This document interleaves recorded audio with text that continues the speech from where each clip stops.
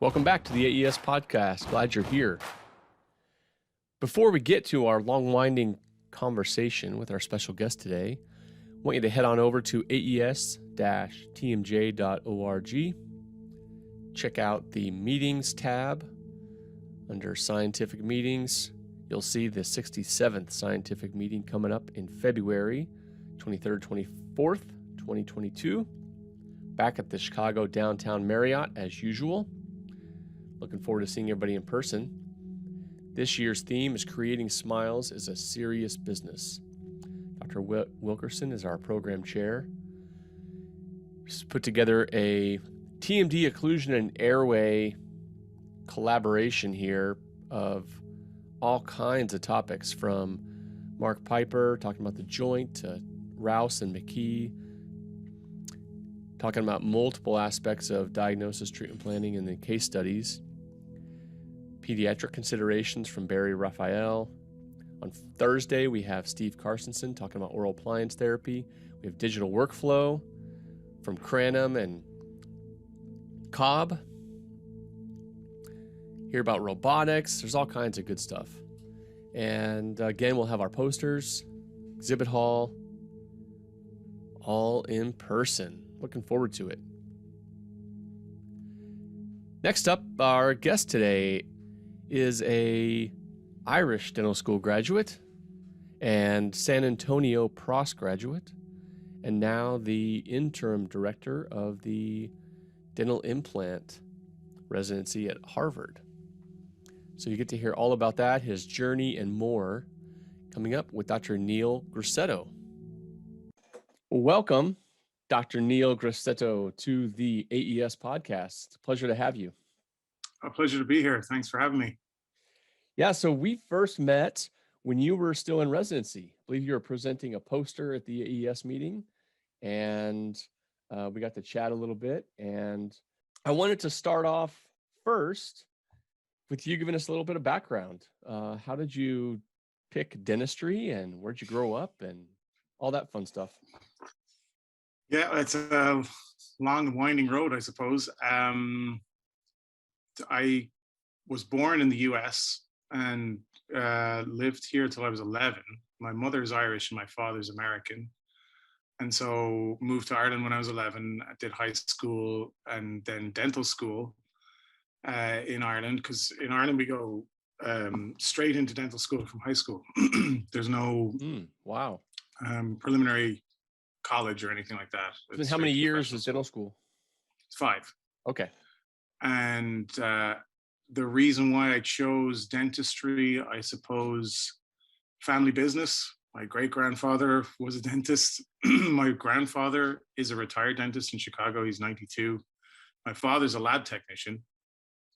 Wow. And he's like semi-retired now. And so like it was always around me. And like when I finished high school, I was wildly immature. I had no idea what I wanted to do, but I did well enough in my high school or my college entry exams. I could essentially have done pretty much anything except for maybe 1 or 2 courses.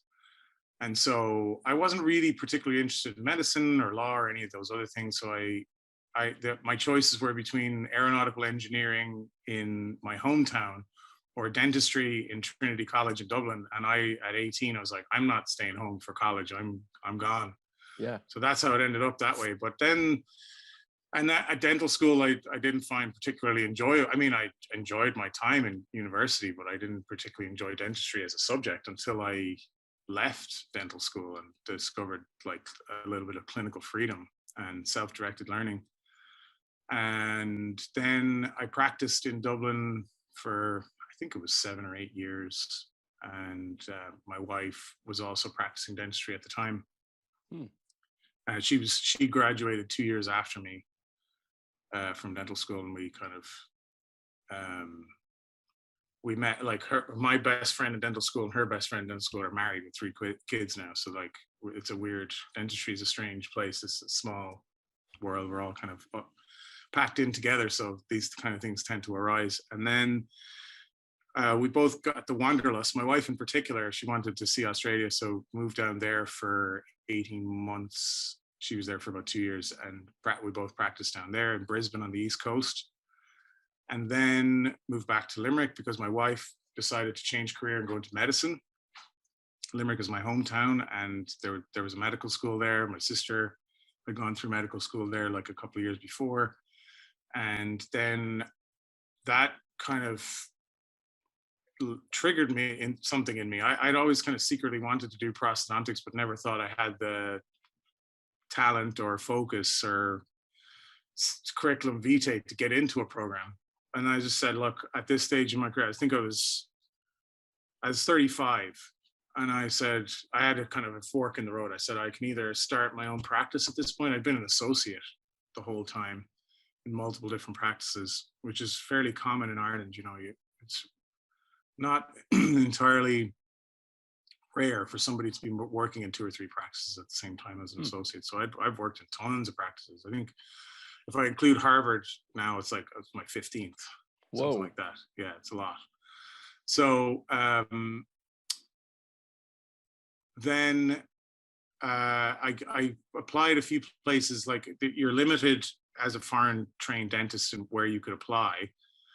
And then also, I didn't want to pay too much for it because I thought, you know, the opportunity cost there in earnings and things like that. I said I have to keep the tuition down to a minimum. So, but it just so happened that several people from Ireland had gone to the States for prosthodontics residency. You know, I think we have, in Ireland, there's 6 or 7 board certified prosthodontists, which is a lot when you consider the whole of the UK only has 2.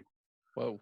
Yeah. So it's a common pathway for postdoctoral training. Like, the Irish tend to go to the US a bit more, but they go to the UK as well, but it's not rare for people to go to the US. So it's bizarre because at the time I was thinking of going back to Australia. We both were. And so I kind of emailed our Facebook message Tom Giblin. I don't know if you know Tom, right? Yep. And I didn't know Tom. All I knew is that he was a prosthodontist and that he was in Australia. And I was like, okay, Tom, you know, I'm thinking of coming back to Australia. What do you think of the programs? And he's kind of said, no, like, go to the States if you're going to go to train pros. And like, if you're going to go to the States, you go to San Antonio, which is bizarre because in Ireland, like, several of my mentors had been to San Antonio as well. Yeah. Completely separately had recommended San Antonio. So I said, well, that has to be on my list. And then Tom said to me, oh, listen, what you need to do is you come to Chicago in February, the midwinter, and like go to the AES and go to Fix Pros, and like I'll introduce you to a few people and, you know, hang around with the Restorative Academy people and meet a few of them. And because a lot of the program directors go to those meetings. And so the first time I went, I just was a participant in the audience. I wouldn't do anything. And then got a few interviews, did the usual, traveled around to a few places, and then luckily Dr. Haney, Stephen Haney in San Antonio, kind of offered me a spot, and like said, you know, I think it was Friday, and he said, let me know by Monday, because he knew I was interviewing some other places, and this is prior to match, which they have now, where, you know, you have to wait until the match date to find out. But he's like, look, just, you're coming. So I said, great. And then got off the phone with him. And the next thing, I proposed to my wife, because I was like, well, we got to get married now, because if we don't, then, you know, we won't last. So got married that year twice. Did the civil ceremony, did the party part like 6 months afterwards, and then like left on the honeymoon, which was basically, we had 10 days from the time the end of the wedding, or 2 weeks, I think, to the start of my residency. So like, then we said goodbye, like, after that, because she moved back to Ireland to finish her medical school. And we were hopeful that she was going to end up in San Antonio, but she didn't match there. She matched Massachusetts General. Bizarrely, like, Mass General is kind of a famous anesthesia program, like, because they have claims on the history of anesthesia, you know, but also it's a really good top ranked program. And so like, we were both surprised and delighted. And I, you know, even though it meant we were going to be apart. So we ended up being apart, I think, for 3 years. And then, and that brings us up to kind of the present day-ish. I mean, I got the job in Harvard, weirdly, serendipitously. Like, I needed a place in Boston. And because of the peculiarities of state licensure rules here, my residency doesn't entitle me to full licensure. So I have to work in a limited license. So that, that's dental schools and community dental health clinics. And so I interviewed in several dental schools, and ultimately, like, Harvard was always the one I kind of wanted in my mind for lots of reasons. Not least of which they have the faculty practice, and I needed to be in clinical dentistry. I didn't want to just be in academia right after I finished my residency. So it was just because the jobs don't, it's the smallest dental school in the country, so jobs don't come up very often. And so the timing of it just happened to be just right. And like pre-pandemic and everything else, 6 months before the pandemic is bizarre. So wow. So that's where I are. That brings us up to present day. The AES thing, interestingly, I have presented twice at the AES. And so I've been there three or four times. I went before years ago, like mid 2000s, to an AES meeting. Okay.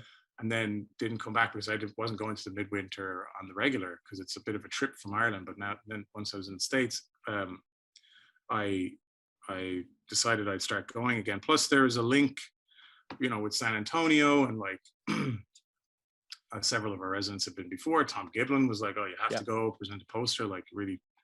Yeah. And it was a great meeting. Like, it's incredible when you go there, the people that you meet, the people that are in that room. The last time I was there, I think Pete Dawson was there. Like, the last time I presented a poster, Terry Tanaka came up to me and like was asking me about my poster, gave me his card. He's like, "Listen, give me a call. I want to talk to you more about it." Like, the bizarre encounters. I think the first time I presented there, my poster was across from Carl Worth.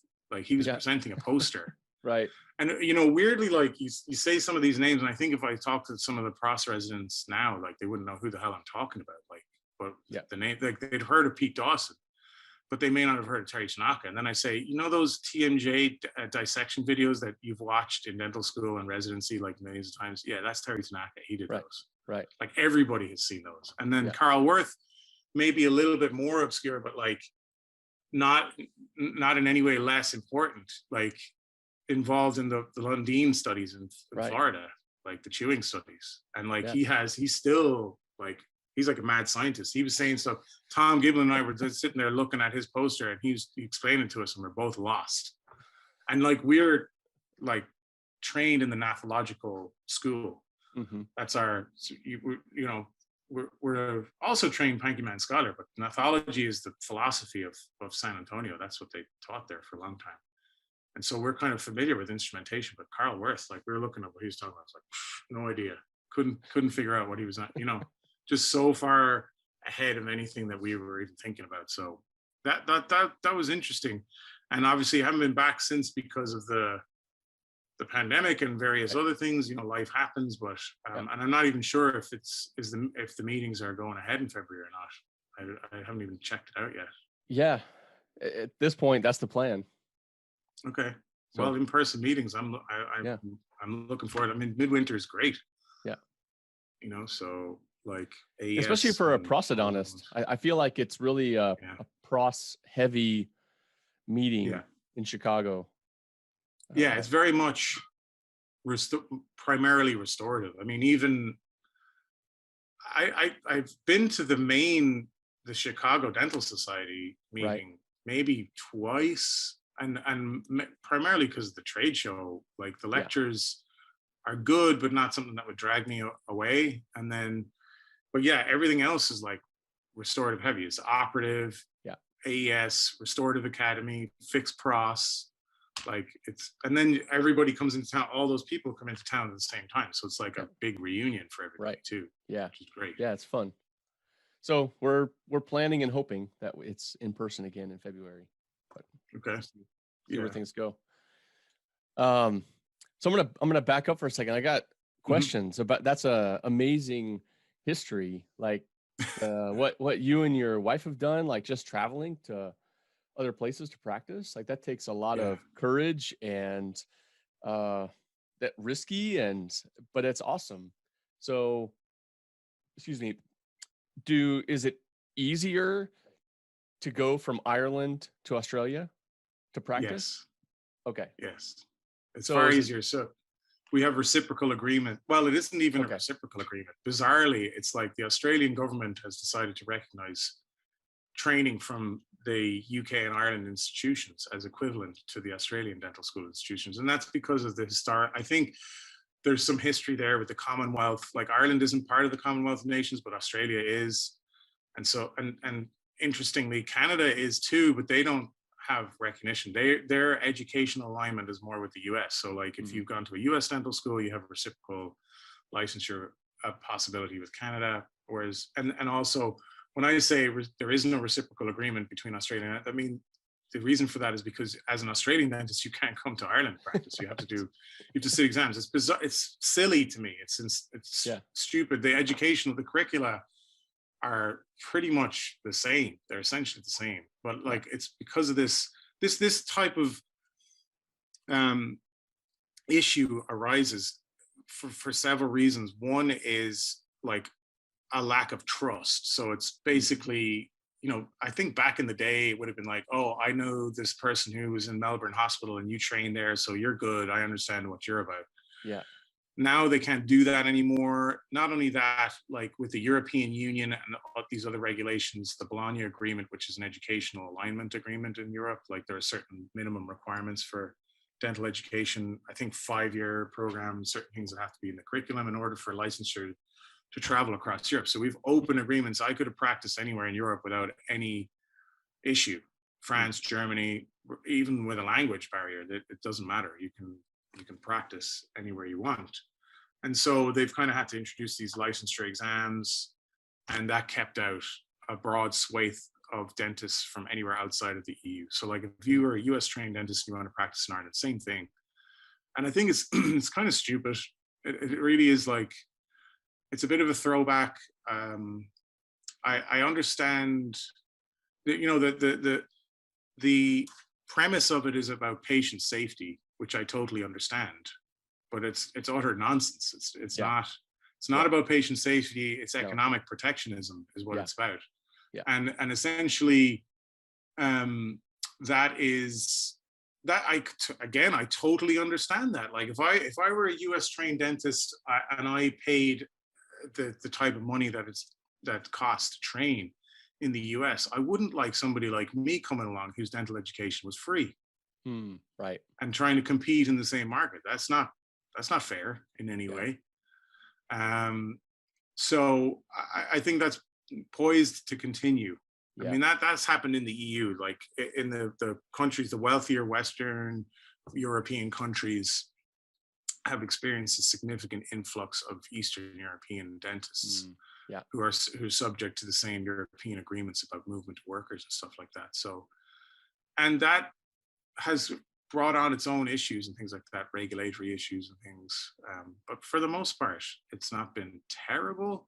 Like, I think, I mean, we all know like there's a variation of quality within a country as much as within, you know, without. So I think I don't know if that will change in the future. I doubt it. I mean, even within the US, it's difficult and challenging to move between states, which I find bizarre. And those things are starting to change, I think, because around the States, it's easier than it was 15 years ago, but it's still not as easy as it could or should be. Same with going to Canada. We have all the same education, and yet they accept schooling. But if I were to go there, for example, with my wife and then decide to practice, I would have to take board exams. So that's ridiculous. Kind of silly, but that's how it is. And that's same for her coming here. So similar to you and your wife, we did long distance for a few years, and then she moved here for a while, looked into the licensure, but was not excited about the board exams. So she ended up going back to Canada to practice for a bit.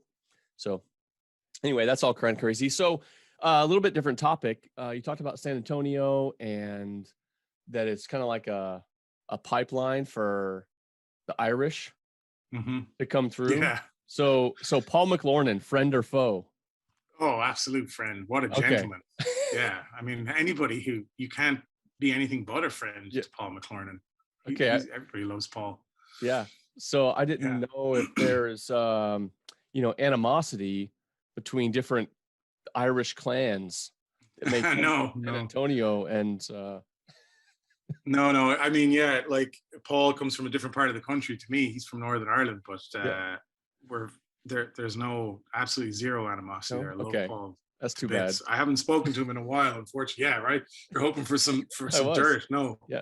there's there's no it's a weird generational thing. It's like Paul was there, he finished long before me, and he had a practice in San Antonio for a long time. But like Yeah.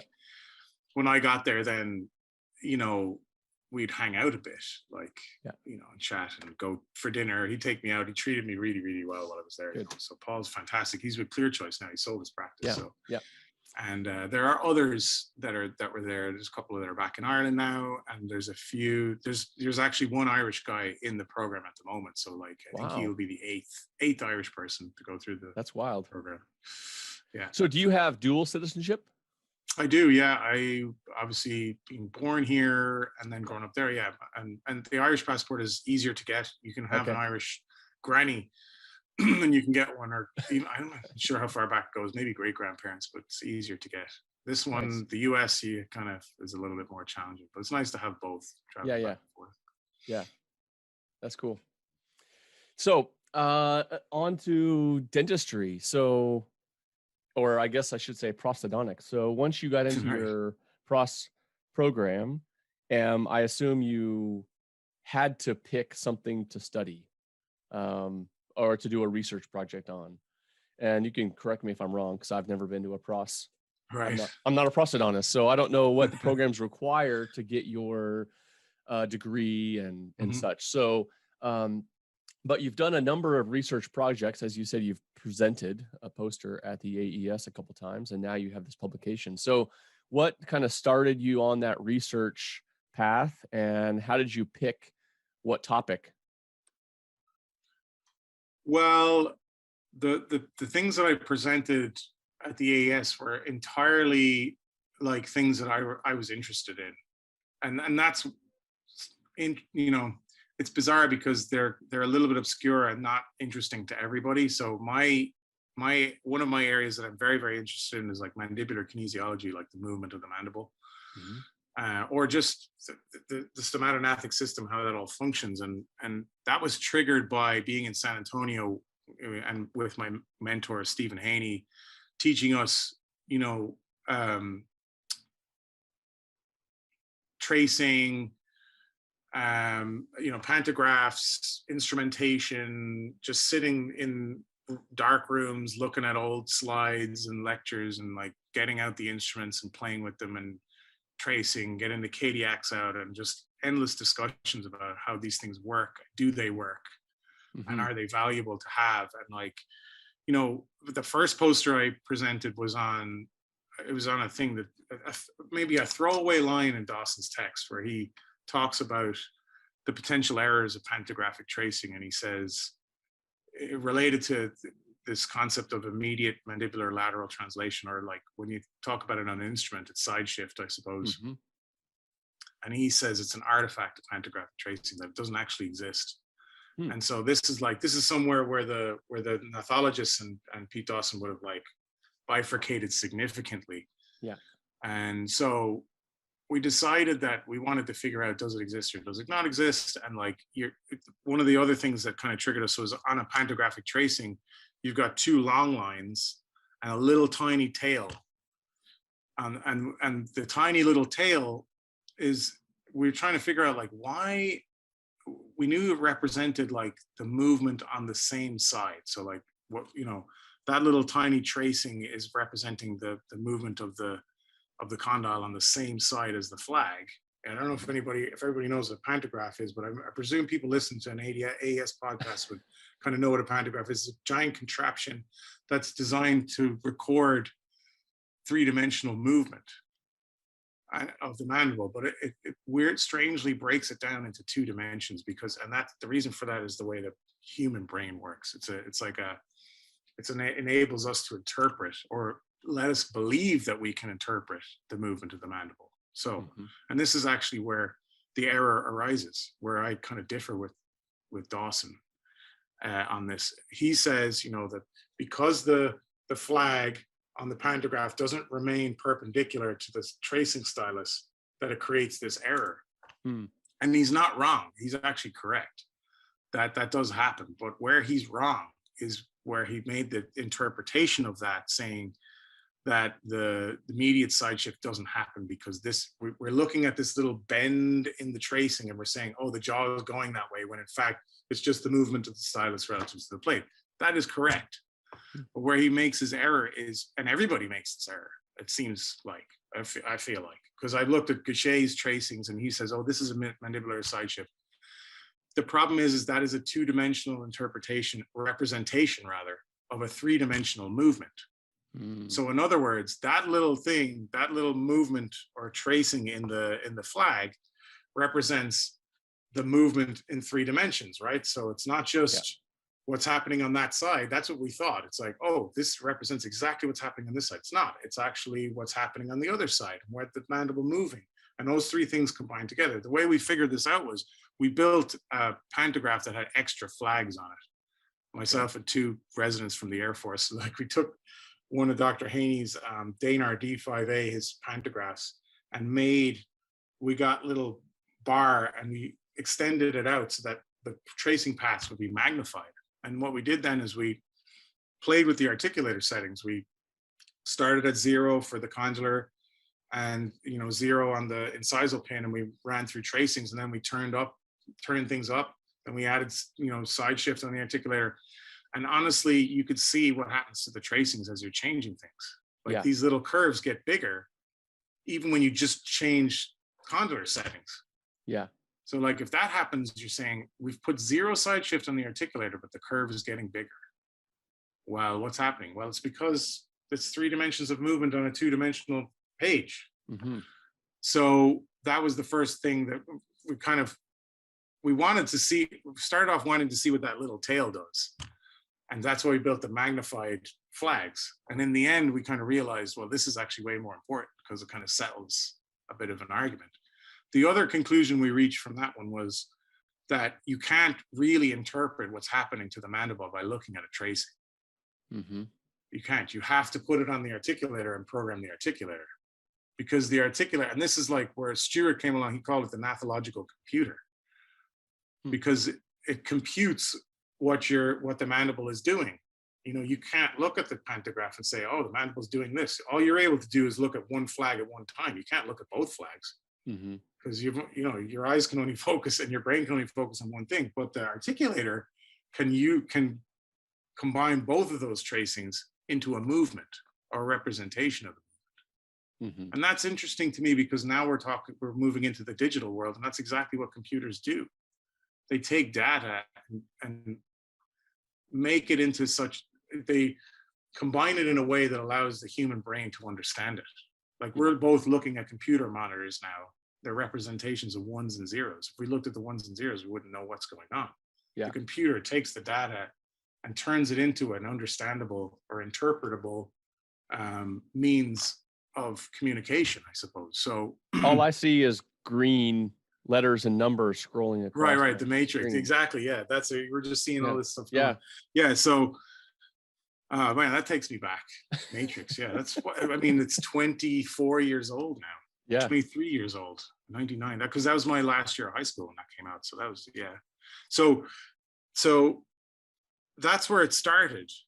That was the first poster. And that's the one where I was standing across from Carl Worth and he's talking and I'm like, mind blown, and Lane Ochi, came up to me and said, you're on the right track, but you're not thinking about this in the right way. Like he kind of opened me up to the idea that Dawson is correct, that mandibular IMLT doesn't exist, but not because of what's happening on the pantograph. So we were kind of disagreeing, but agreeing.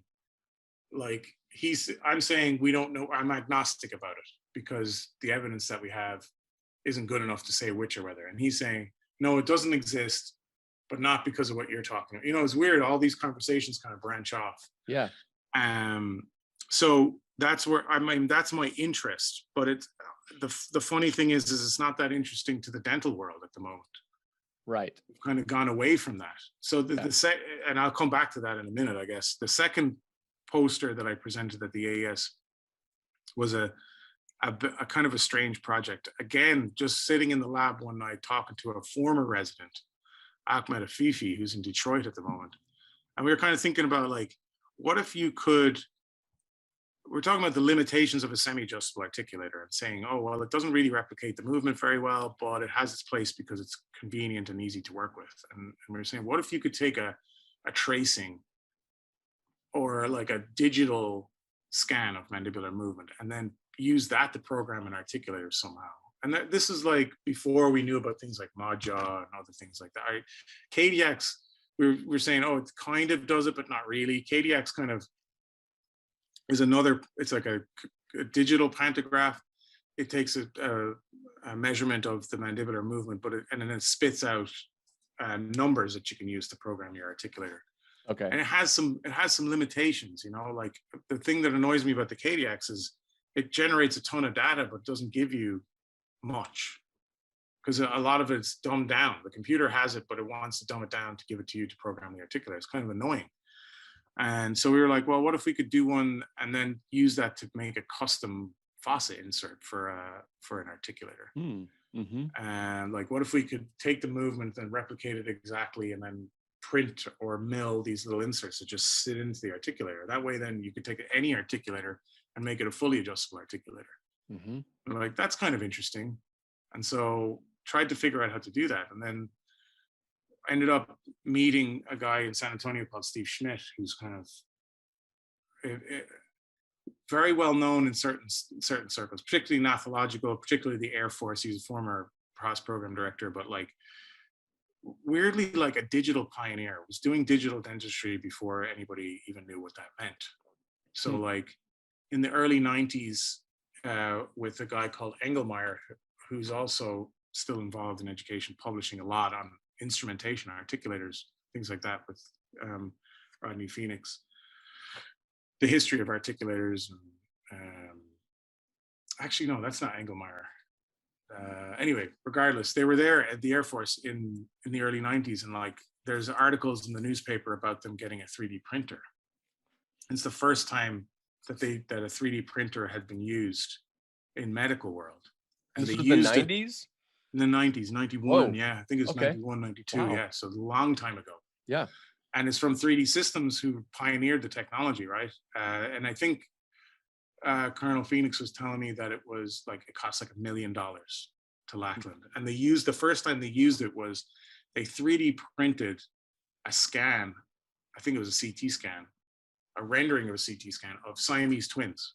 And they separated Siamese twins. So this is the early 90s. So, and this would have been all these guys, Steve Schmidt, Engelmeyer, Phoenix, they were all kind of there around the same time. And like, so that was very interesting. So I went to meet him, and another thing that he pioneered, he milled the very first denture base in the US. And there's an article on that with, I want to say Charlie Goodacre, maybe. They published on it, but they sent it to him to mill it because nobody else was milling acrylic at the time. And he had this like a thing called a Haas mini mill, like in his, I want to say is in his garage because it makes it a better story. But yeah, he was kind of playing with milling and all this engineering stuff. So he was the first to mill a denture base. And out of that came Avident. Wow. Okay. Now, he wasn't involved in Avident, at least I don't think he's involved in Avident, but he was the first to mill a denture base for the company Avident. They didn't have their own mills at the time, as far as I know.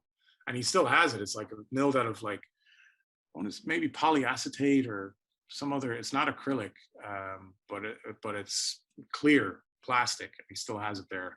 And they published on it. And so now we have digital dentures. And we're kind of, I want to say that was probably 2011, 2012 was the first time that was done. And now we're way down the line. We're doing all sorts of fun stuff. So I met with him, and he had developed this mandibular tracing equipment. Like his thing was like, all this stuff is really expensive and it's not user friendly. So how do we make it more simple? How do we make it more cost effective? And he developed this tracing system where you scan the patient's teeth and you make these plastic clutches that sit on the patient's teeth. So anybody that's done a tracing, we make a clutch that sits on the tooth, and then you have the face bow, and then you're measuring the difference in movement between the two elements, the top and the bottom. And that's what he did. But what he did then is he made these little pots that you could put material in, and little styli that sit on the maxillary element, and then you get the patient to move through, and there's 3 pots and it traces the movement. But where he came up with something like really innovative and kind of genius was he then would 3D scan the tracings. So now, unlike a pantograph that gives us 2-dimensional tracings, he actually has 3-dimensional tracings. And they also came up with some innovative ways to combine those, relate those little scans of the movement back to the teeth, because in the scanners at the time, we couldn't fit anything that size.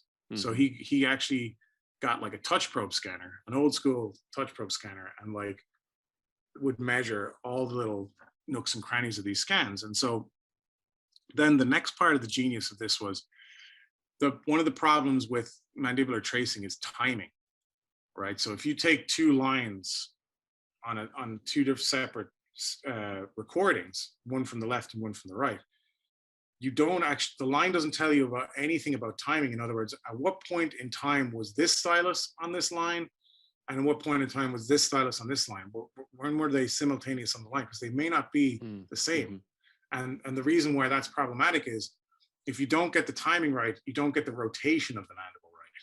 That's right. right. So Yeah. it could be off in space, right? Yeah. Yeah. So he then said, well, there's this very simple way to do this. And he says himself, he's like, I'm not an engineer, so I try and think of the simplest way to do the thing. And so he took the tracing line and he just divided it. Right. So he said, I'm going to divide it in 2, and then I'm going to divide each of those in 2 again. And then I'm going to do the same for this line over here. That way, then I know how much time it takes to go from A to B. Therefore, I should know how much time it takes to go half the distance from A to B. I mean, this is like, when you're thinking about it, you're like, God, like, it's so simple, like, but nobody would have thought of it. Like, he has this brain for this stuff. So then where I came in, I didn't really do anything that innovative. I'm like, I need a way to make this custom fossa insert. And this seems like a pretty straightforward way. He has a way to get the mandibular tracing into the computer. Like, we had other things in San Antonio, but none of them would do it for us. We had a Blue Fox, which is like an optoelectronic movement thing, but it wasn't, your little face bow on and cameras, and it would track the movement in 3 dimensions, but it wouldn't spit out the information I need. It wouldn't give me the data to generate the fossa. So I took it to him, and he was able to do it. He took the mandibular tracing. He's like, I'm going to use my engineering software, and we're going to import the mandible into software, and then you could see it move. Like, it would move the quarter distance and the half distance and the 3/4, right? And then we were able to get the condylar element on the articulator to do the same thing. What we used was a TMJ, which is a stereographic articulator, which means like it's the same idea. You put these clutches in the patient's mouth, and it would trace a 3-dimensional groove in the clutch, and then you put it onto the articulator, and you get the articulator to do the same thing, and the condylar elements would carve out the shape of the inserts. We were just doing the same thing, except in the digital world completely. So then we actually successfully printed 3D inserts that would fit into the TMJ, and that was what I presented on the second time at the AES, and that seemed to really get people a lot more interested, because there's still a lot of people out there who are very interested in instrumentation and how to make it easier and more predictable and stuff like that. Yeah. Which kind of brings me back to what I was saying earlier about how people don't really care about it anymore. The reason that people don't care as much about it anymore is because the way that occlusion is being taught now is the simplified versions of occlusion. So like, and there's good reasons for that, but what you'll see now clinically more often is very flat posterior anatomy and very steep incisal guidance. And if you do that, then you don't need complicated instrumentation to make that happen. You just need straightforward instrumentation. And I think it wouldn't be fair for me to comment on who is teaching this kind of stuff, because I haven't been to their courses, but I think people probably know who's teaching it. I'm not saying that it's wrong in any way. It's not wrong. It produces very successful rehabilitations, and it's very straightforward. And the beauty of it is it's very straightforward to teach. The only issue with it is that there will be certain outlier patients who won't fit into that little that approach. And so occasionally you'll need to go back to the instrumentation to What I figure these things out. found through this AES podcast now for this might be the, I don't know, third or fourth year that I've been doing it, is most people have gotten to the AES and gotten to complex rehabs and joint care and stuff Mhm. like that through failures, through patients that they couldn't help, that were still in pain or that had failed a rehab, or and that led them down that path to more advanced instrumentation and orthotics and that whole pathway of stuff that we now see at the AES. The why we promote the AES Mhm. is really those kinds of topics. And so it's rare that somebody comes to it just because of a passion. Right.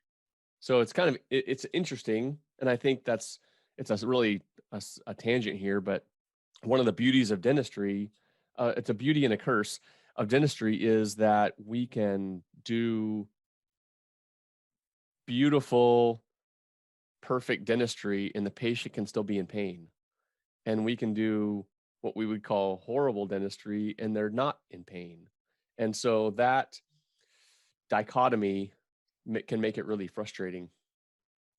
Yeah, and that's, it's weird that you say that. That's what drove me into prosthodontics. It was like, I'm seeing this stuff. I don't know what the hell is Yeah, happening. I have no clue. And it's annoying. It's inordinately frustrating. And from that, kind of the passion grew a little bit.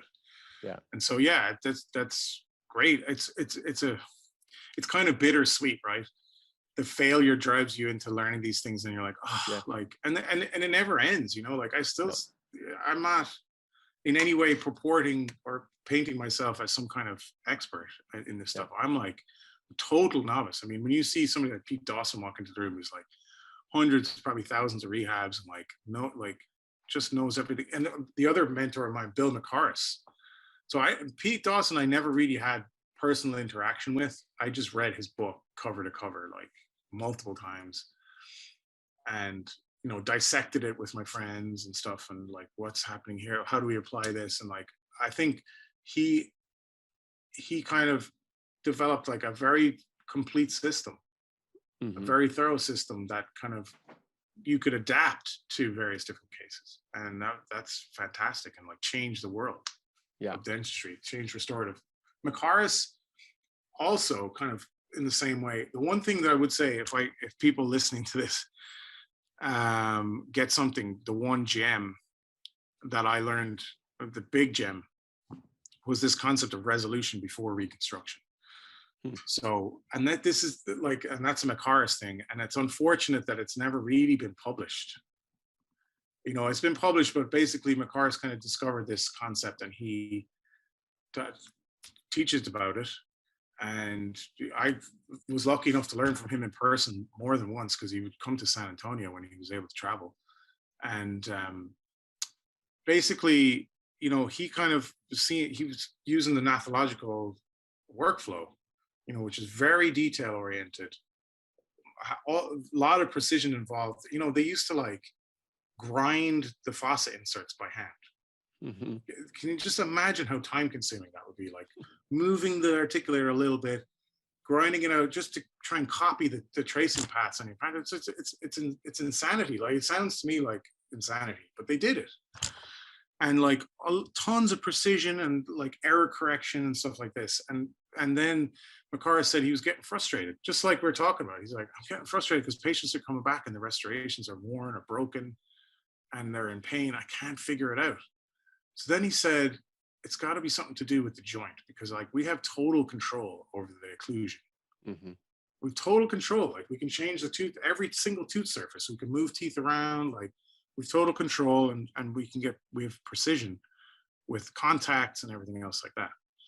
But he said what's happening is, and he kind of noticed this on the articulator. I think he was remounting patients and putting them in the articulator. He's like, their centric is changing over time.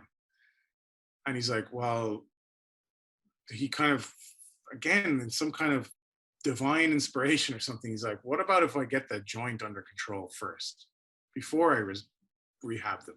Hmm. Like they've got diseased joints, there's things going on. Their position isn't repeatable. And then, I think they were probably using jigs, and they're probably using the leaf gauge maybe at the time. I think the leaf gauge probably the 70s, so they probably started using it then. So he's like, I'm going to get these patients healthy joints before I rehabilitate them. Hmm. I'm going to deprogram them, I'm going to put them in provisionals, going to equilibrate them multiple times until I get a stable, repeatable position. Their joints are healthy, inflammation has gone down, no pain, and everything's stable and repeatable. And then I'm going to move forward with my restorations. And that's total game changer. It's actually, and I think, there's a lot of discussion about what is centric relation and all this kind of stuff. And my response to that is like, if you know, it's kind of weird. It's like, if you've done a rehabilitation and you get a patient into centric, because the argument is, oh, the definition changes, and like, the position changes over time. And I'm like, yeah, but like when you see it, it.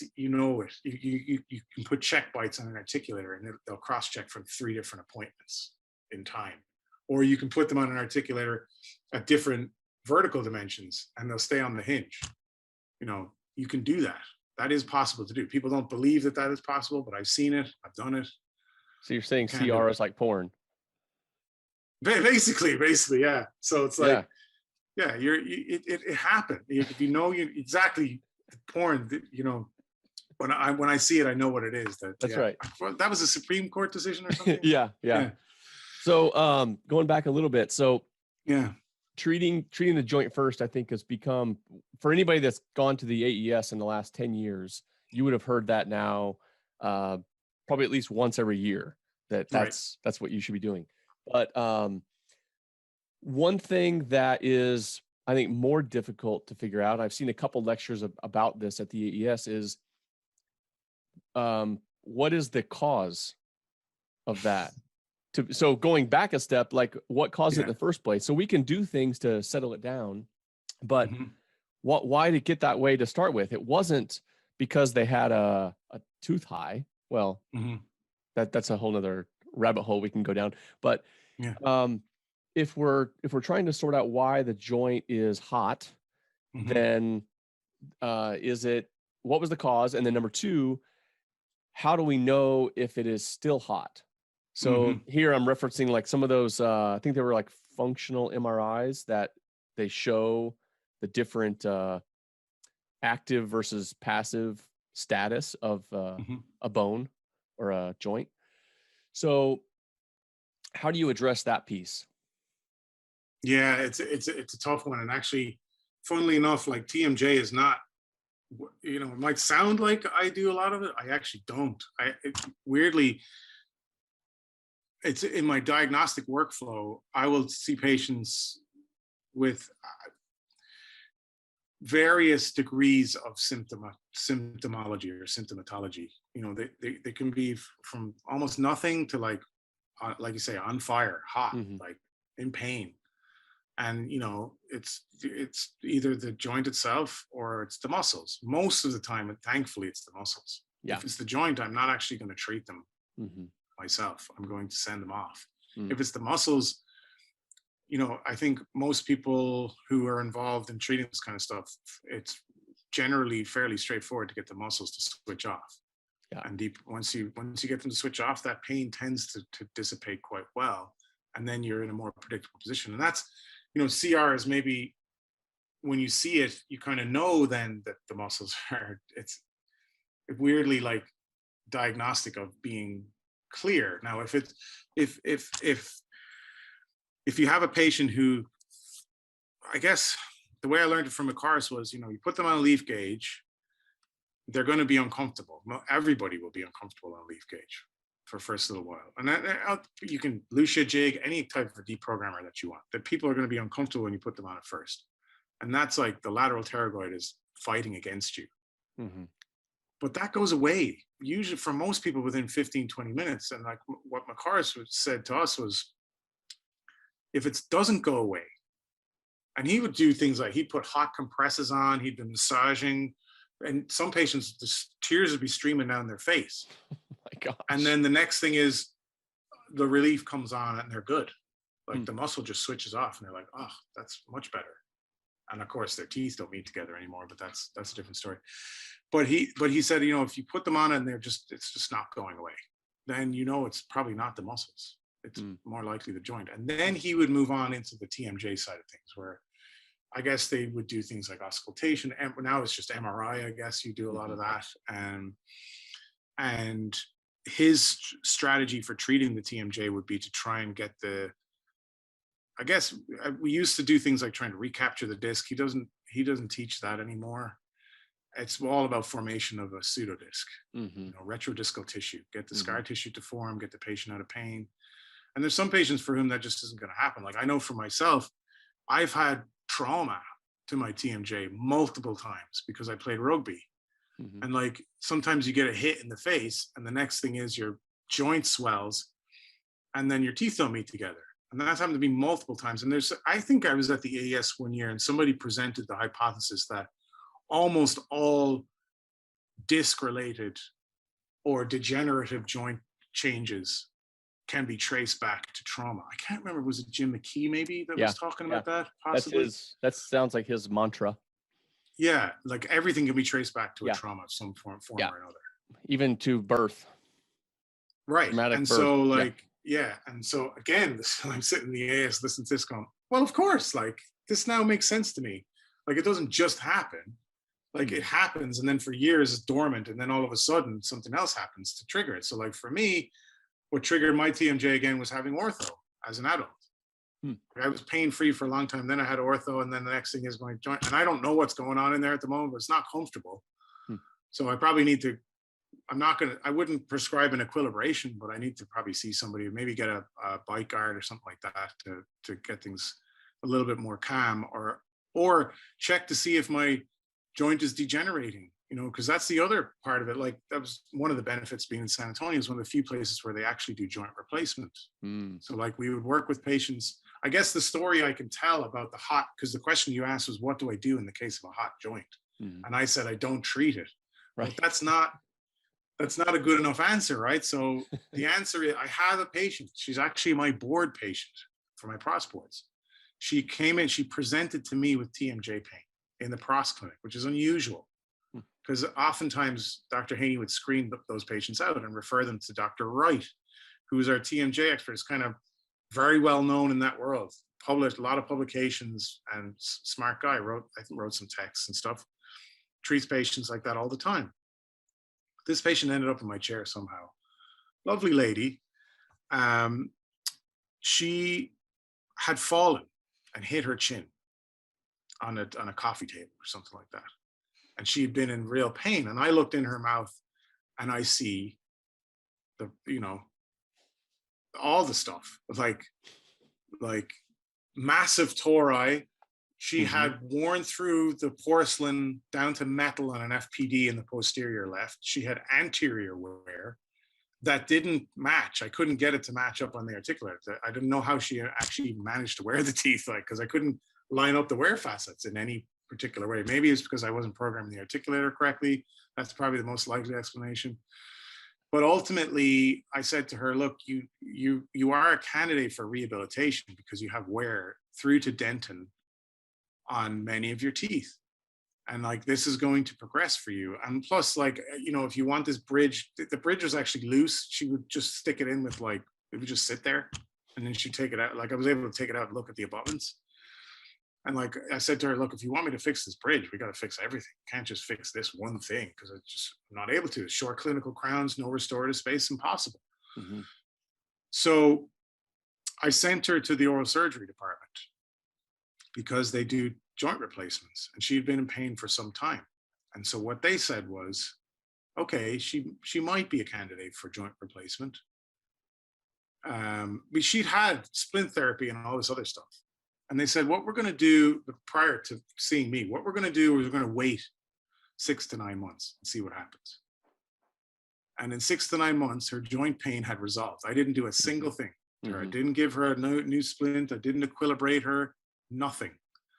But the joint pain resolved, gone. So then I decided, we're going to put you on a leaf gauge and load your joint. which is everybody has been taught that. You know, Hmm. Dawson taught that.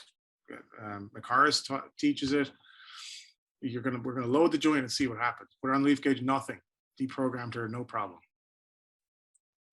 Got her on the articulator, did the wax up, put her in provisionals, let her function on the provisionals. Now she broke things from time to time because there are other issues there. Mm. It wasn't just the joint, and I guess this is Hmm. the more sexy stuff now is airway. Yeah. You know, or so like tori. She had tori that almost met in the middle. Yeah. She had no space, tongue space whatsoever, and also, going through the medical history, said I have difficulty sleeping.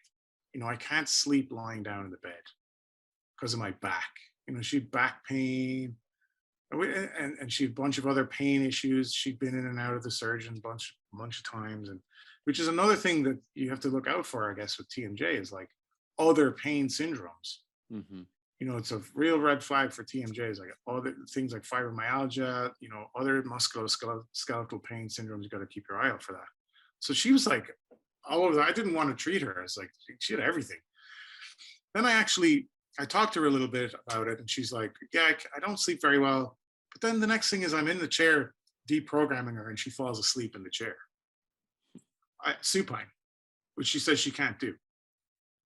And then I basically record her on video having apneic events Wow. in the chair, like stops breathing in the Yeah. chair. So the next, I had to try and convince her, you need to go for a sleep study. She wouldn't do it because her primary care physician told her she didn't need to do it. Oh gosh. But she still hasn't had a sleep study. Still hasn't had one. This is like 4 years later.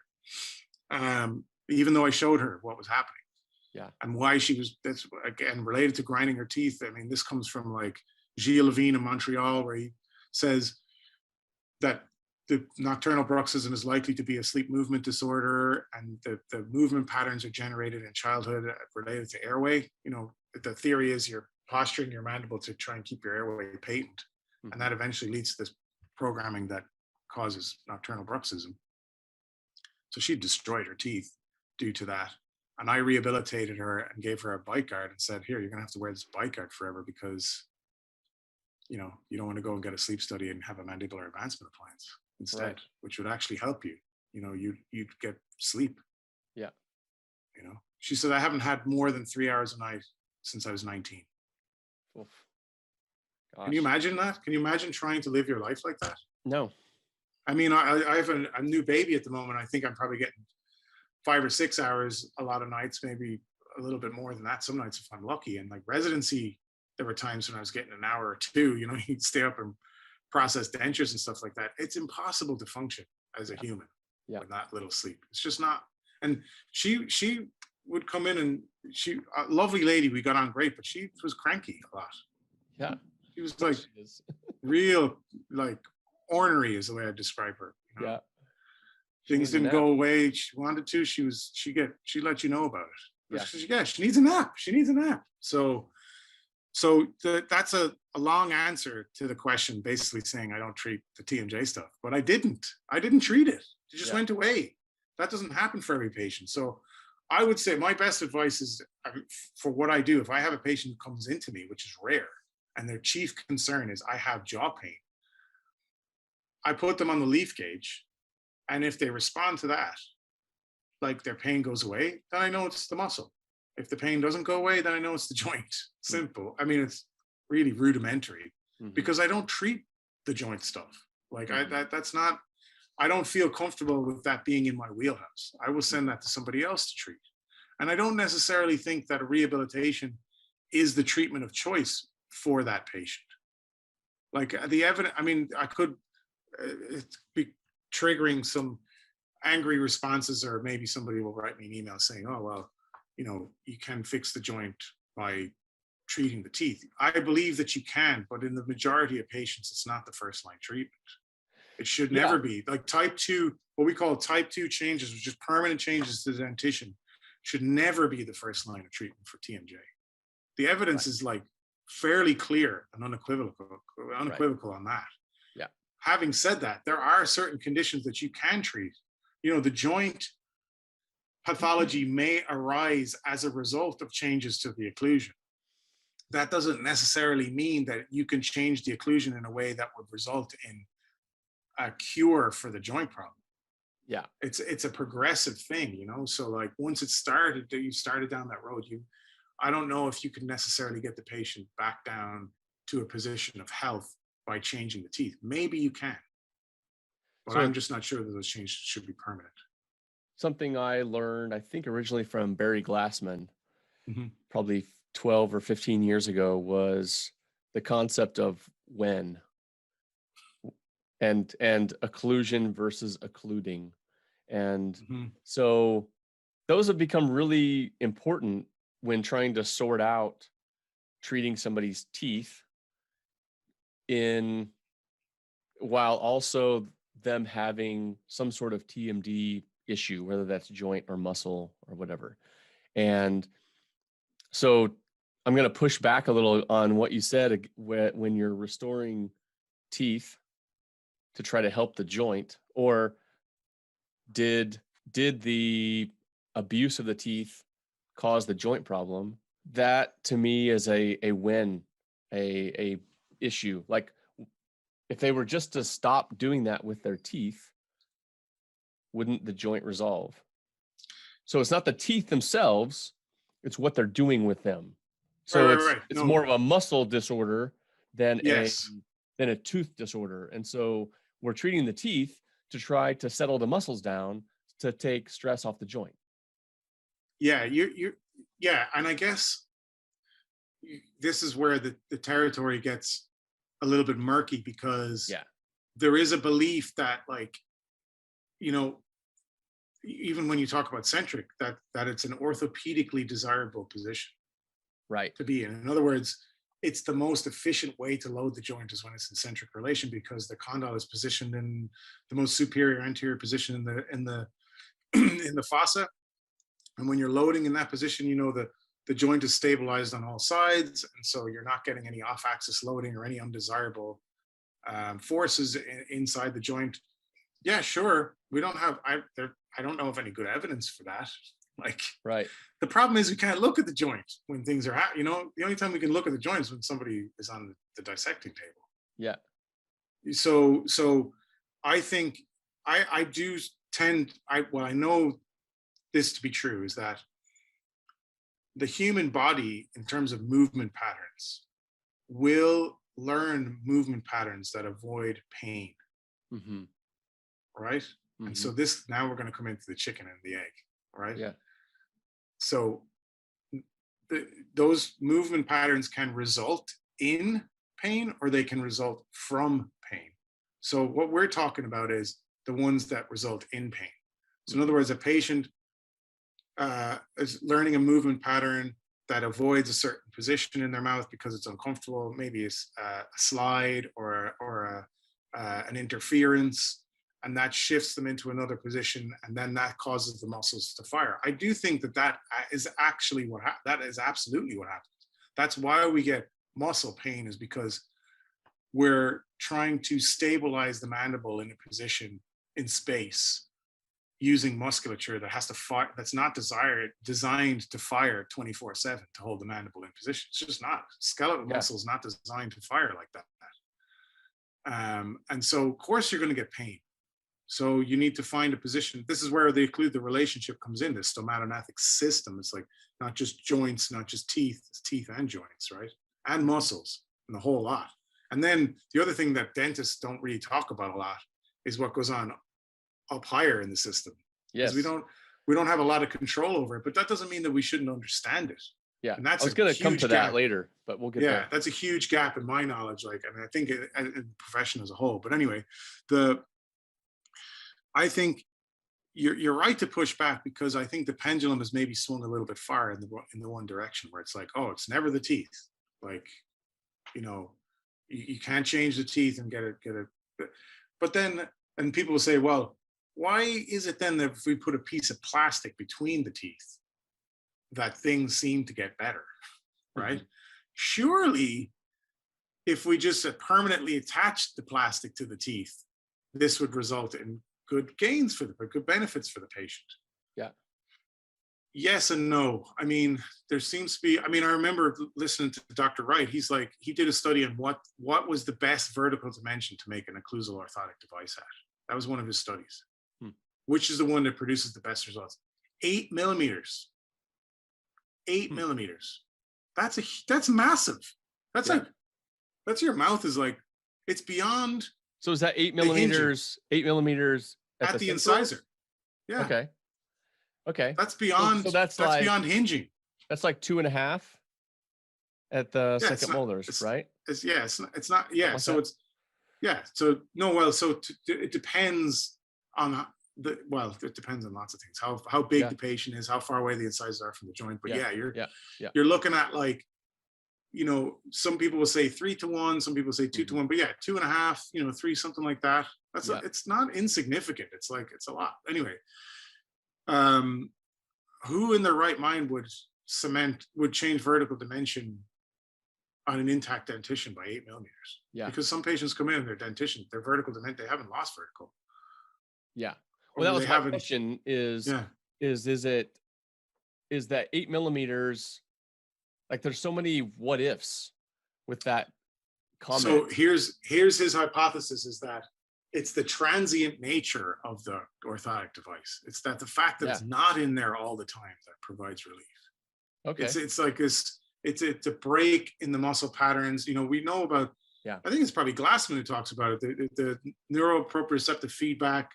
Yeah. You know, switching the elevator muscles off. Yeah.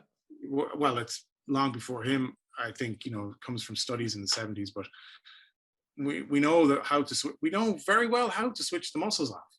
This is not something that's in dispute. We know how to do it. Yeah. It's just, I don't know if we necessarily want to do it or have it done in a permanent way to the patient, you know, like then you're getting into the Barney Jankelson, LVI, Bill Dickerson kind of path where you're like, okay, we're going to find the position where the patient's muscles are at their most relaxed. Well, and that makes the assumption that that we want them to be clenching all the time. Right. So that's to me these days, half of my discussion is trying to get them to not do it as much. Yeah. So clench less. That's your number one goal. And so and again, Barry talks about creating occlusal neurotics and how dangerous that can be for people that are in pain. But making somebody hyper aware is never a good thing. Yeah. Right. But I think it's also important that people become more self-aware of what they might be doing that is destructive to themselves. Right. So you're talking about diurnal habits, so waking habits. That's right. Right. Yeah. And that I think there's some evidence, and I might be talking beans here. I think there's some good evidence that's habit, and that habit can be changed by making the patient aware. Yeah. And basically that's all you can do. Yeah. I've read that there's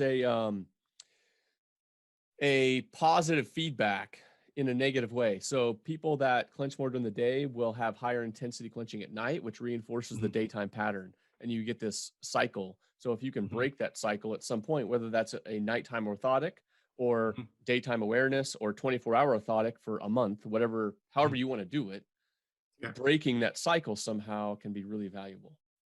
Yeah. Yeah, no, for sure. Like for the diurnal abruxers, making them aware is going to be a thing. And sometimes giving them something to wear during the day makes them aware. Yeah. Right. Like they've got this thing in their mouth and they're like, oh, geez, my teeth touch a lot more than I thought they did. Right. It's just because you've changed the feedback loop and you've increased the signal. And now they're like, oh, geez. Okay. So thankfully, I don't actually see a lot of diurnal people, diurnal bruxers, diurnal clenchers. There are some, I do have some, but not a lot. Because, you know, the patients that I see as prosthodontists for fixed rehabilitation primarily wear patients. And that's a whole different discussion. But like, I know the path we're going down here, and I don't want to get off of that tangent. Maybe we can come back to that. But the path we're heading down here is like the control of the system. Yeah. Right? So so you've become really interested in, or you were really interested in mandibular movement. You said earlier, and some of your studies were on that. And I think that it's a fascinating, complex piece of equipment we have here with the muscles, ligaments, tendons, joint, disc, and then this soft material that controls all of it. And so, with your interest in mandibular movement, so there's an engineering aspect. There's a what's the word? Orthopedic aspect, and then a neuroscience aspect to it all. So, have you found yourself getting deeper and deeper and deeper into all of those, or have you found there's a specific place that you're really passionate about? Yeah, I mean, we were talking. I was just saying, we don't know a lot about it, and actually, when I say we, I mean me. And it's really it's bad. It's like I hated neuroanatomy when I was in dental school. Hated it, like Viegert stains and like the nerve pathways and all that kind of stuff. But honestly, if this is something that you want to learn about, you have to kind of understand it, I guess. And where I'm at in my understanding of it at the moment is it's very difficult to change. Hmm.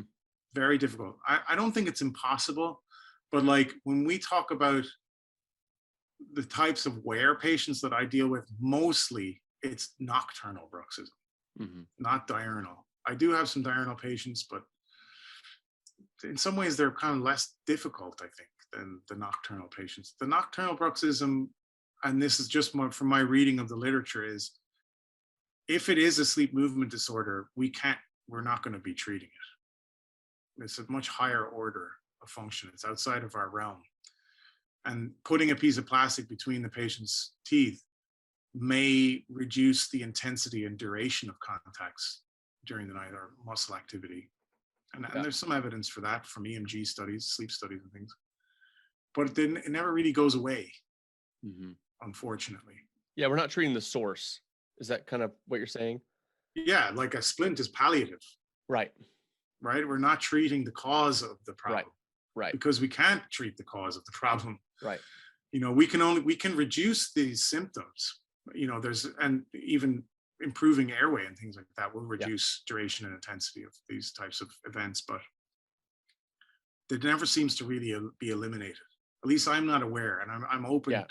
to somebody telling me, yes, we can eliminate these types of contacts at nighttime. We can reduce the muscle activity down to zero for patients consistently. Great. I'm all ears. Tell me Yeah. how to do it, and we'll start doing it. I just don't A, know if there's a way to do it. a couple years ago, there was warning flags sent around that you should not put a normal splint in an apnea patient because Hmm. you could worsen the apnea. And I have not followed that since then. Do you know of any progress in that world? Like, I know the theory. I've yeah, not read any papers that right. have produced any good evidence to that effect. Okay. Because honestly, when it comes to the sleep world, that is like the the the dentist is in the halfpenny place, right? We're like, and it's funny because I'm getting into it now in Boston. We just Harvard opened a new satellite clinic in Cambridge. Well, we didn't open it; it was always there, but the dental school took it over after the pandemic because it was being run by the health service, and they closed it because there was nobody going. Um, but we decided that sleep was going to be a big part of the practice because it's really important. And so we've made links with some of the sleep labs in the area, Mount Auburn and MGH and Brigham. And so, like the the interesting thing to me is like how it's and I've become real cognizant of it. Like we really are kind of not that important, or at least perceived not to be important, even though the oral appliance is very important. So, Hmm. for instance, like CPAP has a 30% compliance rate. It's Right. really bad.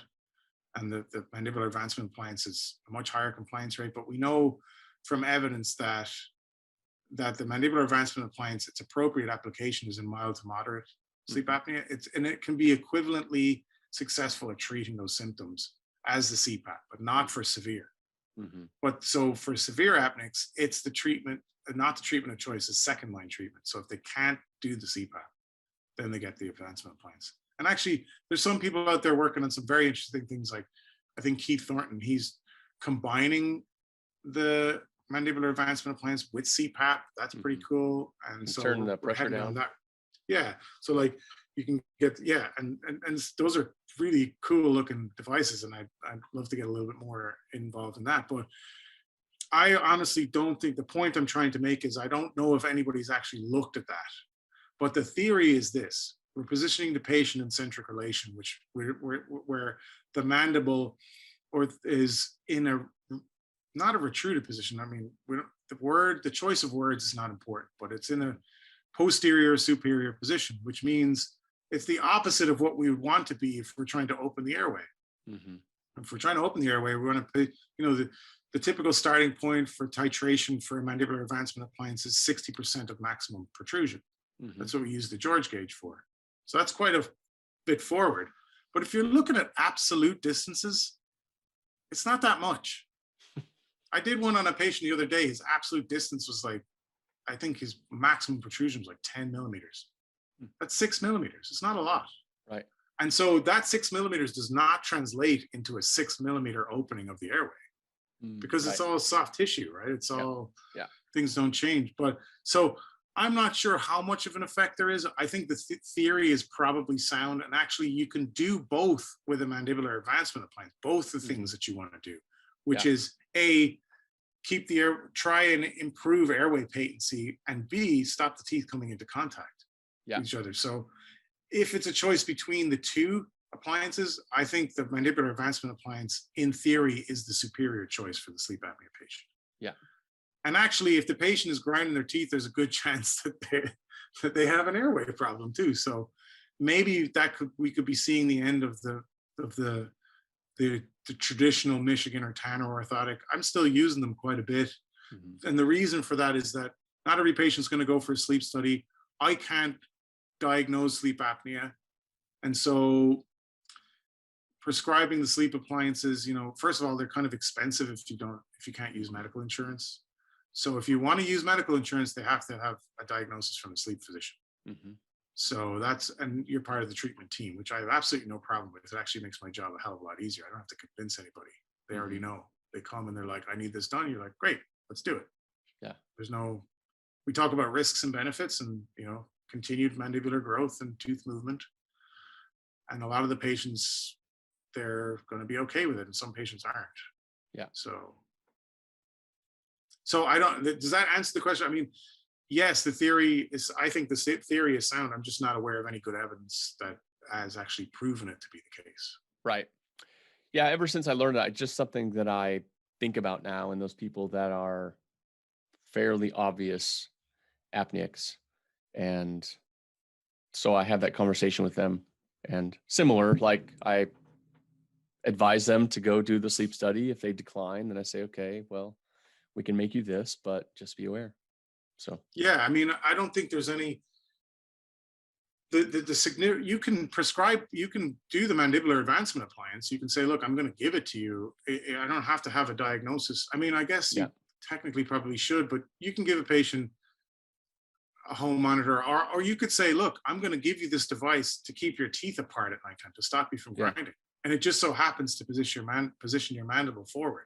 Yeah. But the thing that you need to inform the patient about is the downside, which is the mandibular growth and bite changes. Yeah. And if they accept that as a downside, then I think it's probably okay. And I think that's what a lot of sleep dentists are doing. They're not going through the whole rigmarole they're just saying, look, I'm going to give you the stop bang questionnaire, and I'm going to give you the Epworth sleepiness scale, and I'm going to look at your Mallampati score, and then you're coming to me, you're complaining about snoring. I'm not going to give you a sleep apnea diagnosis because I can't, but I can give you this thing that might help you. Yeah. Or it might not. Yeah. I'm going to switch gears. Yeah. Digital maxillomandibular relationship registration for an edentulous maxilla, a dental technique. Longest title of an article. Jeez. Yeah. Because we had to make it that way because it's so specific, the technique. It's very narrow, and the specific technique is kind of very narrow in scope, but the technique that I used for this could be used for multiple other things. That's why it's interesting. Yeah. So, Um, so one thing I want to hopefully you can tie this together. So mhm, you're you're doing a digital registration, mhm. hence, oh, that's in the title. So what I want to know is from this, will you be able to build also digital articulation? So, so first, tell us about the digital registration, kind of what led Right. to this path to you, and what's unique about this, and then are you going to be able to take it a step further? Yeah. So I can tell you the backstory about how this came about. Okay.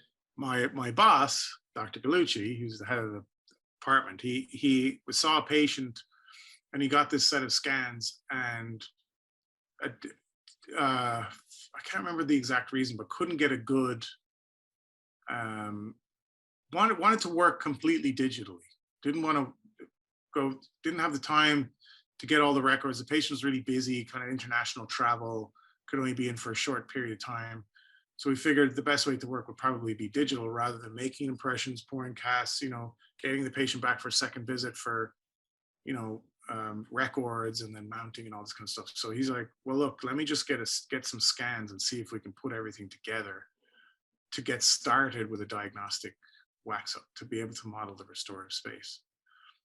And he gave me these scans. He had a scan of the maxillary tissue. He had a complete scan of the surface of the removable prosthesis, which was a denture, horseshoe denture.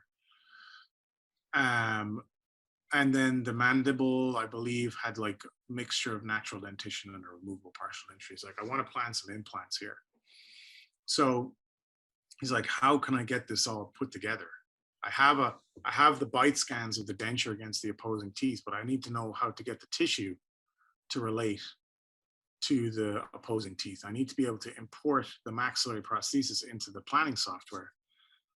So I said, well, look, he said, I can't do it. There's no way to do it in 3Shape, or I couldn't figure out how to do it in XCAD. Like Mesh Mixer is a free software, and I had some experience merging these types of data sets. So typically in the dental world, in the digital dental world, we're often matching a positive surface to a positive surface. So like if you scan an implant scan body and a 3D scanner, when that goes into the software, what you're matching is an engineered copy of that scan body that exists in the digital world to the scan of the scan body, right? Hmm. That means you're matching a positive to a positive. You're matching mirror images of each other.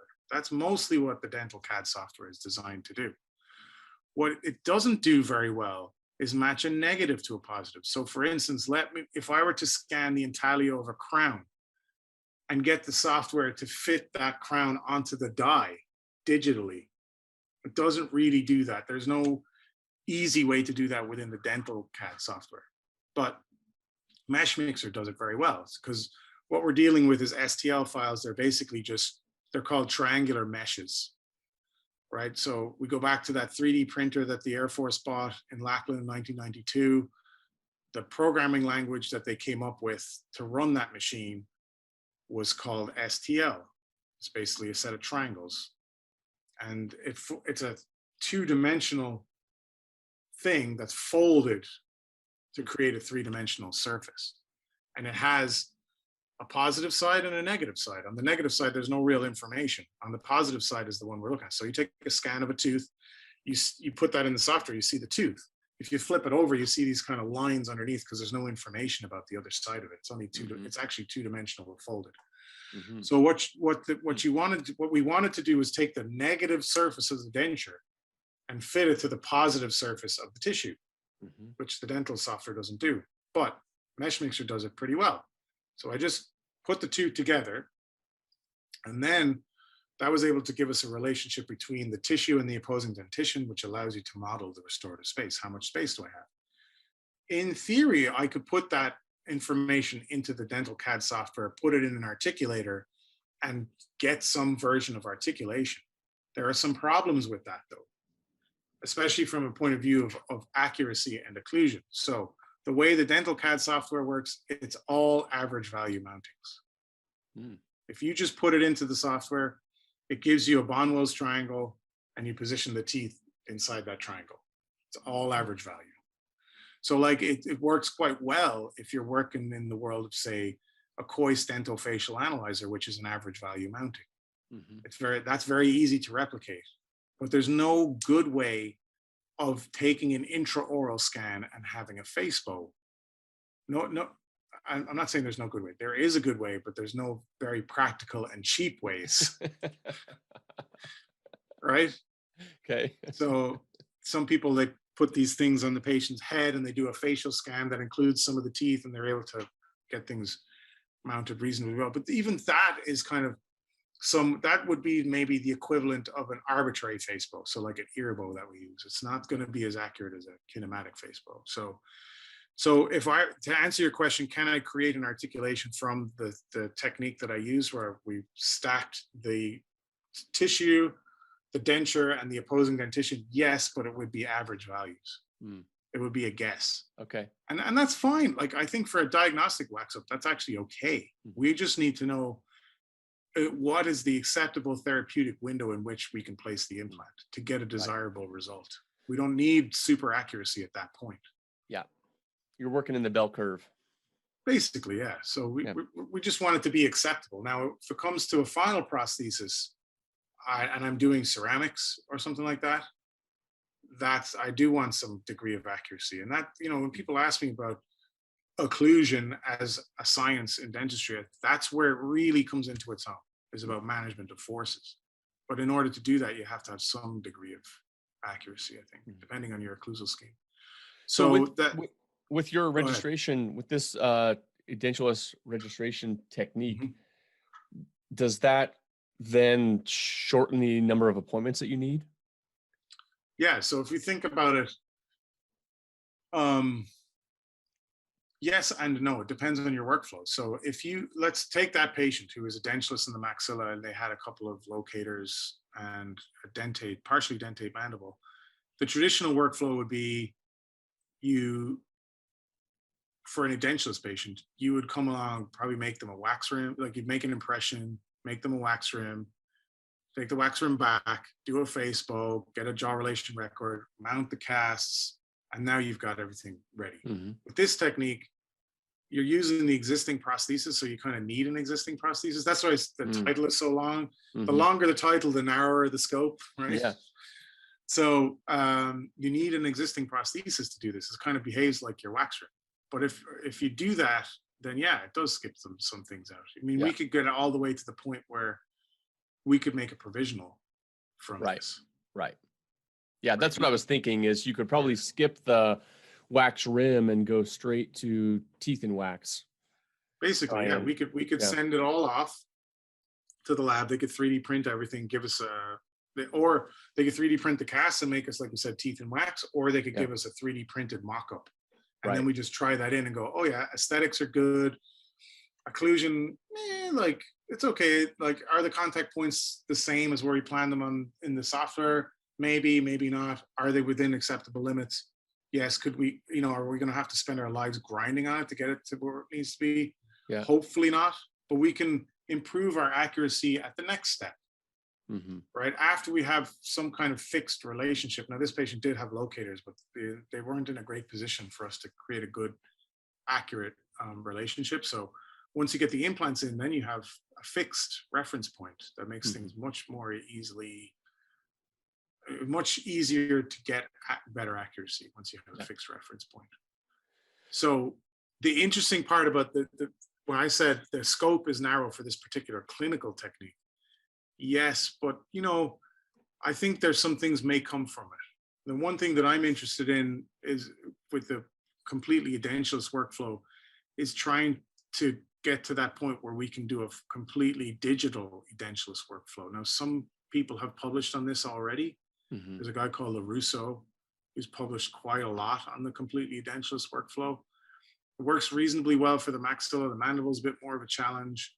The type of denture he's doing kind of it's more like a mucostatic design than what we all would have been taught, which is displacing tissue to create a peripheral seal. So I think some things may come from this matching of a negative to a positive, though. I think that has wider applications, For instance, like if you wanted to, let's say you were milling a crown and you wanted to correct fit errors, you could scan the crown inside the milling machine, Hmm. digitally fit it to the die and correct fit errors after Mm-hmm. the milling process. You could remill it. And there are some Yeah. companies there is a company that actually has a device like that already. Hmm. But and then, in terms of diagnostic stuff, stacking things on top of each other inside in the digital space to get diagnostic information is very useful. Yeah. So going into articulation. So Mhm. you talked about some of the difficulties in doing that. So why can't we just take a digital picture of a CR record and a digital picture of a protrusive record and create a virtual custom incisal guide table? Or is that Oh, already you done? can, it's just not practical to do it. You absolutely Oh, can. I mean, okay. that was essentially the custom fossils project that I did. Right. We've essentially described just a simplified version of it. Yeah. And you could this is again fitting a negative to a positive. So like the negative would be the centric record or the protrusive record, and the positive would be the two surfaces, and then fitting them together. You Yeah. absolutely could do that. Yeah. That you could do that, and then you could program. And that's actually, when we talk about this technology like ModJaw, which is like a very fancy modern version of a pantograph Okay. that tracks mandibular movement in 3 dimensions. That's essentially what you do when you work with that. It can do like a KDX does, and it can tell you, oh, these are the angles that you need to program your articulator to Okay. in the software. Or you could do like, I don't know if you've ever heard of functionally generated path, Hmm. which is kind of an older technique where people would call it the chew-in technique. So you Right. chew a wax pattern. Right. You generate a wax pattern that will be the negative of the entire envelope of function of the opposing teeth. And then you pour a counter into that. Yeah. And then you design your occlusion against that. You can do that with ModJaw. You can export like 20 positions of the mandible between centric and maximum lateral protrusion and put that into the software. And then you can design your occlusion to avoid hitting in any of those positions. So you can do that. So what you're talking about is, we'll take a centric relation record, take a protrusive record. That'll give us our condylar inclinations, give us our centric relation. The only issue that we have is still the face bow. So why is that an issue virtually So the problem that we or have then is, digitally? okay, let's say we take a centric relation record. If we take the centric relation record at our proposed vertical dimension and we're not going to change anything, it doesn't matter. That would be absolutely fine. You could put those teeth in the articulator, and as long as you had a steep enough incisal guidance, then you could put it in Bonwell's triangle like it does in software, and it probably would be fine. Mm-hmm. Because there are some issues with the distances of the teeth from the rotational centers of the articulator. Yeah. You're not exactly on. So your cuspal, if you have tall cusps and you want to, get your cusps going through your grooves in your cuspal escape paths, you probably may not want to do that, because you're probably going to have some errors there and things are going to have to be ground on, or you might break some things. But if you've got flat cusps and steep incisal guidance, it probably doesn't matter that much, or even steep condylar guidance. So do we not have the ability to model from a cone beam for that, and then combine the cone beam with the? Yes. Again, yeah. So that I actually did that in that poster too. So the other thing that we did was we took Stephen Haney, my program director, put him on a kinematic face bow and marked his hinge axes. And I did it twice or 3 times, and Dr. Schmidt did it with me a couple of times. We got the same result, or we were within a millimeter. And then put him in a CT. And we put little radiographic markers on his hinges. And then we combined the CT with the scans of his teeth and the mandibular tracking. The problem with using the CT is it's not going to give you information about hinge axis or centric. Well, you can use centric from what you've got from the teeth, but it's not going to give you any information about your transverse hinge. Right. You don't know where, you still don't know where your Facebook is. You're going to pick an arbitrary point. And so what I would suggest is don't bother with the CBCT if you're going to pick an arbitrary point. Just pick an arbitrary point. Yeah. Right. Huh. What you the CT, right? Some people will say, oh, I'm going to pick the middle of the condyle. Mm-hmm. That's going to be my hinge. Mm. So that's where I'm going to mount it in the articulator. Mm. The middle of the condyle might not be the hinge axis. Yeah. Yeah. The middle of the ball point, the ball on the articulator, the condylar element, the middle of that represents the transverse hinge axis. That does not represent the anatomical center of the condyle. Right. It's just a representation. Some people get hung up on this. You know, I've seen some projects recently where they're like, oh, we 3D printed a condyle and we 3D printed the fossa and we put that in the articulator. And now we have a perfect representation of what the jaw. No, you don't. You don't. For several reasons, not least of which you don't have a disc assembly between the condyle and the fossa. That's first. Second of all, the articulator is not designed to be an anatomical representation. It's designed to replicate movement. Mm-hmm. It just so happens to look like a mandible because it's convenient for it to look like a mandible, right? If you look at some older articulators like the Stansbury tripod, it doesn't have two condylar elements up here and an incisal table down here. It's just a tripod, but it's able to trace movement just as well as an articulator does. Stansbury used sequential, like what we're talking about. He used sequential check bites to program his articulator. He didn't have condylar elements that represented a hinge axis because he didn't care. Right. So we do have condylar elements that represent a hinge axis, mainly due to Stewart and those guys who are working on instrumentation. And they wanted to be able to change vertical dimension predictably on the articulator. So they wanted to know where the hinge axis was exactly. Right. So then using the CT seems like a convenient way. Oh, look, let's just look at where the condyles are. It doesn't tell you where the hinge axis is. So you're not really. So that's why I say if you're taking your centric relation record at your proposed vertical dimension and you don't intend to change vertical, then you don't have to worry about the hinge axis. Yeah. And you don't really have to worry that much about the distances from the vertical rotational centers either, if your cusps are going to be flat. But if you do want to do those things, you need a reasonable representation. You need an arbitrary face bow, or you need a kinematic face bow. And so this is something I do want to work on in the future. There are ways to do it. The next, one of my co-residents in San Antonio did a project, the digital recording of, or digital calculation of the location of the transverse hinge axis by using sequential vertical dimensional records. So that makes sense. We made scans at different heights and then geometrically calculated the position of the hinge axis. And that's possible to do. So interestingly, 3Shape now has this patient-specific motion that they have. So you can use the little camera and you can get the patient to go into protrusion and lateral protrusion, and it'll record the movement pathway. Not very useful for somebody who's doing a rehab.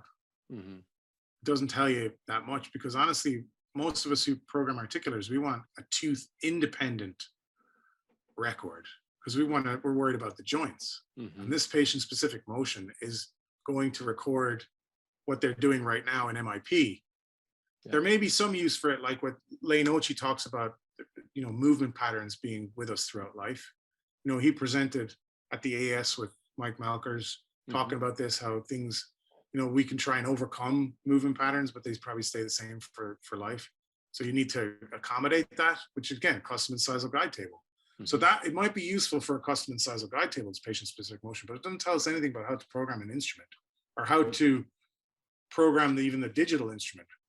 If they were to include this though, where you got the patient to hinge open and closed, they'd have to be deprogrammed for it to be a terminal hinge. Hit them to hinge open and close and record that arc of movement. If you have the arc, you can calculate the distance and direction of the hinge. Automatically. It's not hard to do. So do we have a hinge without manipulation? Well, so you'll have hinge axes that exist, right? the patient you can measure a hinge on a patient that's anywhere up and down here. You know, if the patient just on their own, they'll hinge. The question is their terminal hinge? Are they in centric Yeah. relation? Is Yeah. it replicable? Right. The answer is no. Right. I don't Okay. think so. I mean, even and the only problem that I have with the hinge as well is that if I were to get, this is the problem with scanning them. If I were to put my hand on their chin like this, and then chin point and hinge them open and close like that, are we on a hinge? Are we on the Right. terminal hinge? Probably not. I'd say no. I mean, I don't like putting my hands on the patient Mm-hmm. to make records at all. Mm-hmm. Because I feel like the more I interfere, you know, the less likely I am to get an accurate record, because there's neurosensory feedback. Like I'm Yeah. pushing on them, they're fighting against me. I Yeah. never was good at bimanual manipulation. Some You people don't like can to do it. romance the mandible? Right, right. And you know, the funny thing about romance is usually, you know, it's consensual, right? Yeah. You know, when you're romancing the mandible, you know, it's, a lot of the times it's not terribly consensual. Like, I mean, the way I've heard it explained to me, it varies from, you know, a light touch and you're just feeling when the patient's going in, to like you're putting a heck of a lot of force on there to get them to go back. Like, and if it's light force, then are you getting them deprogrammed? And if it's heavy force, you know, where the hell is the condyle going? Like, I don't know. And the third part about that, I suppose, is the thing that I've witnessed happen on more than one occasion with my patient. Every time I put a patient on a leaf gauge is, and Macaris talks about this, is edema in the joint. There's fluid in there. And as the condyle seats, some of that fluid is pressed out of the joint and you're getting more seated position. Can you do that when you're with a light touch? I don't think so. Can you do it with a heavy touch? Probably, but then where is the condyle going? Is it going into the spot where you want it to go? Or, you know, I just think let the patient get there. Yeah. Like remove the roadblocks to centric and the patient will go to centric, I think, in a lot of cases. Yeah. So yeah, like when you ask about the hinge, no, if you manipulate the patient, you're probably not centric. And then if you don't manipulate the patient, like, are they going to give you a perfect arc? Maybe not. I don't know. So that's why I think like static records are good, where they're either on a gauge or a jig. But then you get, is it practical then to do that? With the leaf gauge, it's not terribly impractical, I think. Yeah. But then taking sequential bite records with the intraoral scanner is terribly impractical. Yeah. Because you've got to open up new scan case for each separate record, which is like really time consuming. So, but that's just a software thing. I mean, they could just program it in where you go, okay, this is bite 1, bite 2, bite 3, bite 4, all in the same case. That'd be super easy to do. And then take it, import it into the software, and the software could automatically calculate where the hinge is. Super simple. The issue with all of this stuff, I want to call it complex articulation and instrumentation in the digital world, is nobody cares. Right. There's not enough of a market for it. You're out at the other end of the bell curve. Yeah, like nobody cares. Like there isn't. I can go to the 3Shape and go, hey, look, we could do all this cool stuff, and they're like, who cares? Right. Like there's going to be 10 people that want that. Yeah, the average general dentist who we sell the scanner to has zero interest and zero understanding of how this works. They just want to be able to scan it, send it to the lab, and just get it done. Right. And actually, honestly, and I'm probably I could potentially annoy a significant number of people here who are very interested in instrumentation. For like 80%, if we talk about the bell curve, 80% of patients probably be fine. Yeah. I mean, look at the DFA, and like most people will be fine with a DFA, I think. Now, I wouldn't have said that 3 years ago. I'd be like, oh, harumph, Facebook. But it's just, it's arbitrary. It's all arbitrary. Yeah. It's just degrees of arbitrariness. So you kind of changing your mind on that topic was something I had written down that I wanted to ask you, because I've seen in some social media stuff that you seem to have an interest in critical thinking as well. And this is whether that's in dentistry or out of dentistry, it doesn't seem to matter, which I appreciate. And I like that you push in that world a bit. So where did that interest come from? I don't know. I mean, I guess I have to kind of go back to my dental school education, and I always felt like we were being taught how to think, not what to think. I think it's way more important learning how to think. If you learn how to think, then you can innovate, and you can have informed discussions and educate and do all those other things. If you just know what to think, then nothing ever changes, and a lot of the time you're going to be wrong and not even know that you're wrong. Hmm.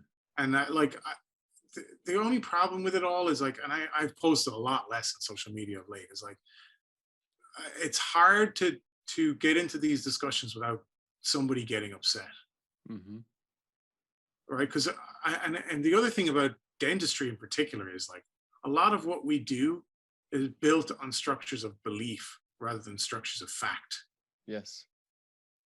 You talk about occlusion, like, I mean, it's church. Yeah. A lot of it is church.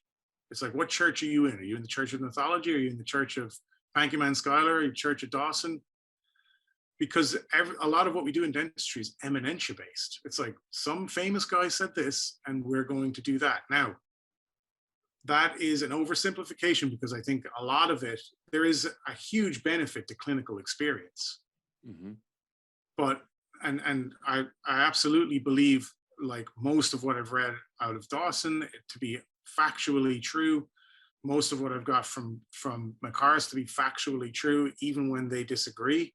They're, sometimes one is right and the other one's wrong, and vice versa, depending on the situation at hand. Mm-hmm. The quest is for objective truth. That should Mm-hmm. always be the quest. And like, the real struggle is to leave your ego at the door. Like, you don't own the information. The information shouldn't form part of your identity per se, right? And that's a hard thing to do. It's hard for me too. Sometimes I see stuff and I'm like, ugh. Like the other day, I was listening to Brett Weinstein. He's talking about fluoride. Yeah. And I'm like, and I love a lot of what he talks about, but I'm like, you're 100% wrong about this, and you should not talk about it, because you don't know what you've revealed in the first 3 sentences that you're hopelessly clueless and misinformed. Yeah. And so that's my thing. It's like, I don't own this information. Why am I getting so annoyed about it? Yeah. Right? Why do I get so upset about this stuff? It's not that important. I do get upset about some things, like social media is a dangerous place to be sometimes with information, because you'll see things on there and they will be without context. Right? So you'll see these really beautiful cases on there and you're like, why can't I do that?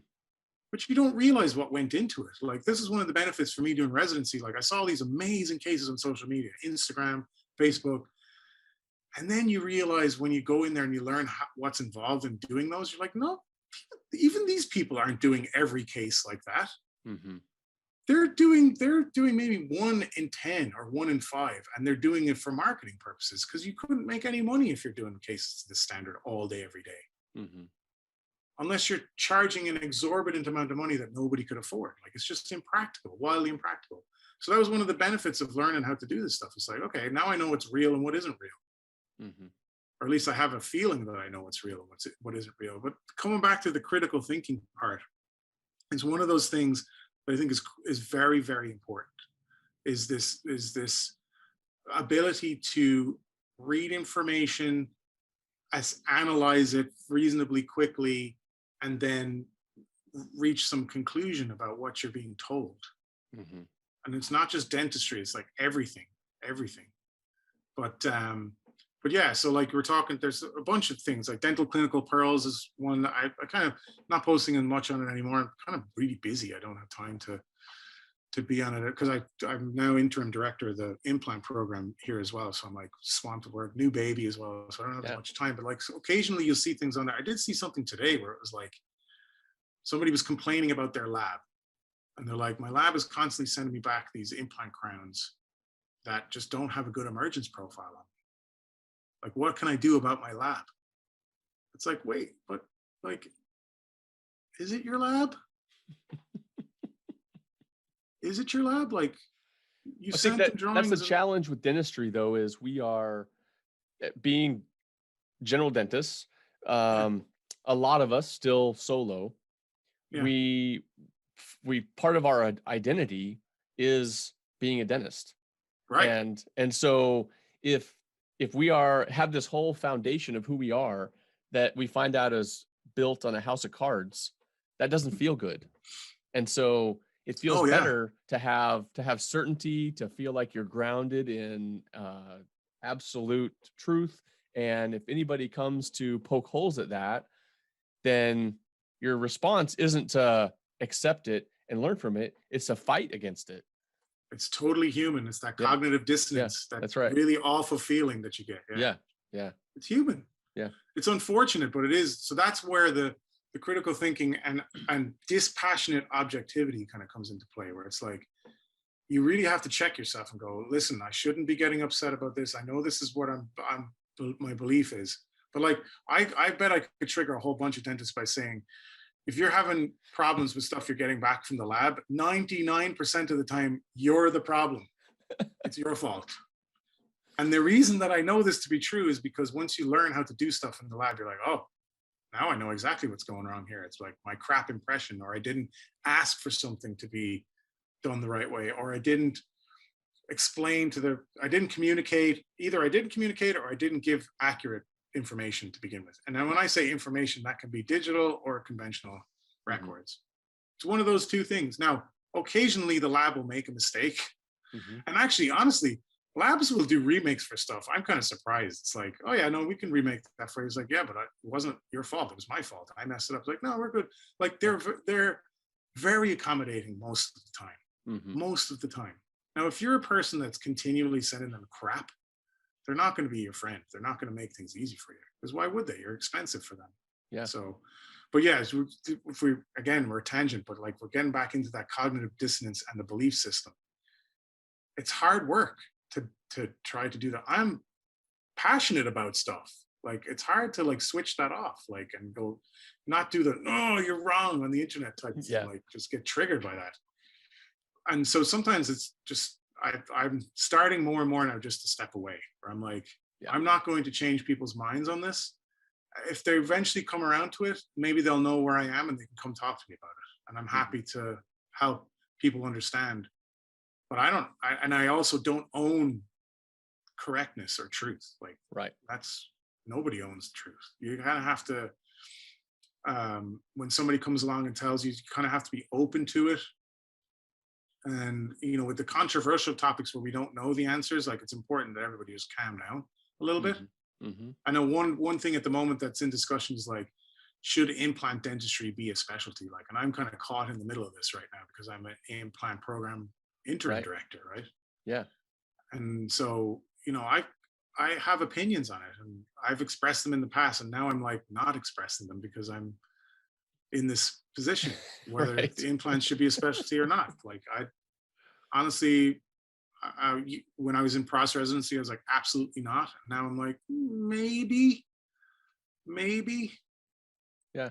There's an argument for it. What I'm getting at is like, as time goes on, I'm getting to see the other side of the argument and understanding it more, and realizing that maybe I don't agree with it, but that it might not be entirely wrong either.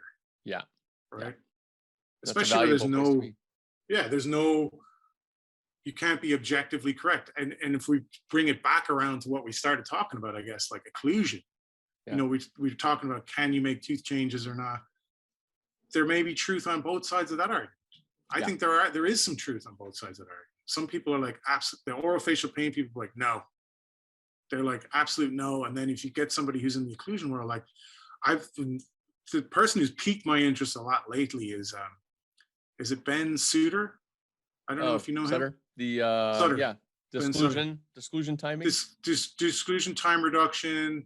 You know, like he uses the T-scan, like a lot of very fine instrumentation, and he's got a very good protocol. And like and very much piqued my interest because he shows results with these patients, like, you know, video results. They're not super objective, and they're designed to be emotive, which is fine. I totally get that, and I buy into the emotion of it. Like, it piques my interest. I'm like, oh, this goes against what my understanding of the thing to be true, but he's providing some evidence. Like, it's not super high quality evidence, but there's some evidence. So like, I'm like, we need to get some studies on this now. We Yeah. need to do, and he's doing some research on it, and I'm excited about that. Yeah, so I actually like the way they meaning like the bio research Hmm. group of people, where they are really hammering on the need to accumulate data to try to make better decisions. And so their use of Yeah. accumulating data is through T-scan, through JVA, through their jaw tracking, all of that stuff. And it's been around a while, but it's continued to Hmm. get better and better and better. And same thing there. There are people that are, I think, really good in that world and are Hmm. providing to the knowledge base. And there are people that have been saying that it's the holy grail for way longer than they should have. And so it is good to see that they're continuing to accumulate data. Um, for me personally, I don't the stories as you shared piqued your interest. They tend to dissuade me. They push me in the other direction Yeah. because I've watched too many magicians. Yeah, I mean, we've all seen this, and the occlusion world is oddly particularly susceptible to this type of thing. Where Yeah. it's like, even and I, if I'm going to be honest, even at the AES, we've seen some things in Oh the yeah. past where it's like, what? This is not. This is like religious, not scientific. Some of it, Yeah. So I think that's important. Like the other thing that I've learned about a lot of this stuff is they are tools, and we should think of them as tools. That Hmm. that kind of helps you take the emotion out of it. It's Hmm. like, this isn't me. It doesn't make me who I am. It's a tool that I use to get a result that I want. Hmm. And when you think about it like that, that's where the dispassionate approach can come into play, where it's like, I don't want to feel one way or another about this. I want to see what the results say, and if I'm getting good results with it, then I'll keep going with it. And Yeah. then objective research should be applied too, and we'll see how that goes as well. Yeah. Yeah. And then we get closer to it, Yeah. to the truth. Yeah. Yeah. I think that's the biggest piece that's been missing in dentistry for a long time is taking that next step outside of the clinical anecdote and and doing a blinded research of some sort, being able to take a step back, take ownership of it away from yourself so that it can be tested and the machine can be tested, the protocol can be tested, and all that. Then we can sort out how much of it is the clinician versus the tool versus the concept and figure it out. Yeah, if you really had the belief, you know, I suppose courage of conviction, what you'd want to do is subject your approach to like a steel man opposition, Yeah, which is why when we do research, we try and disprove the null hypothesis, right? right. We don't try and prove the thing that we believe in. We try and prove the opposite. We try and Yeah, disprove it. yeah, That's good science. Like you try and say, well, how can I make this? What way can I do this research to make my result not work?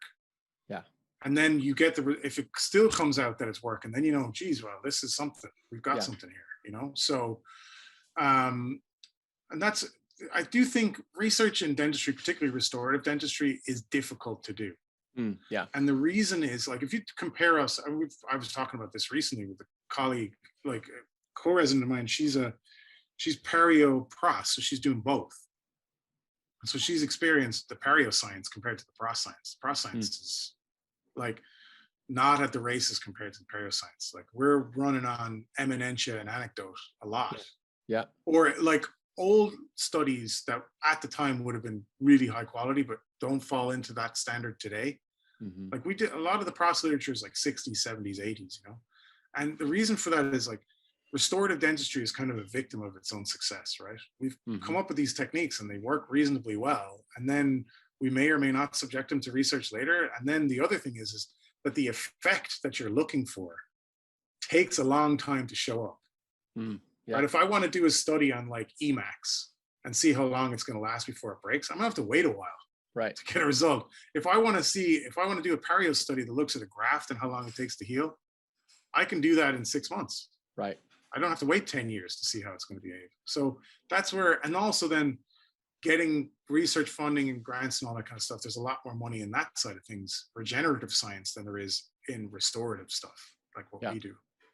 So that's difficult. It's a real challenge, and I wish that it would change. Maybe if dentistry were part of medicine, we might get more research funding for that kind of stuff. That's going to get you some But hate mail right there. oh, I listen. I'm adamantly against it.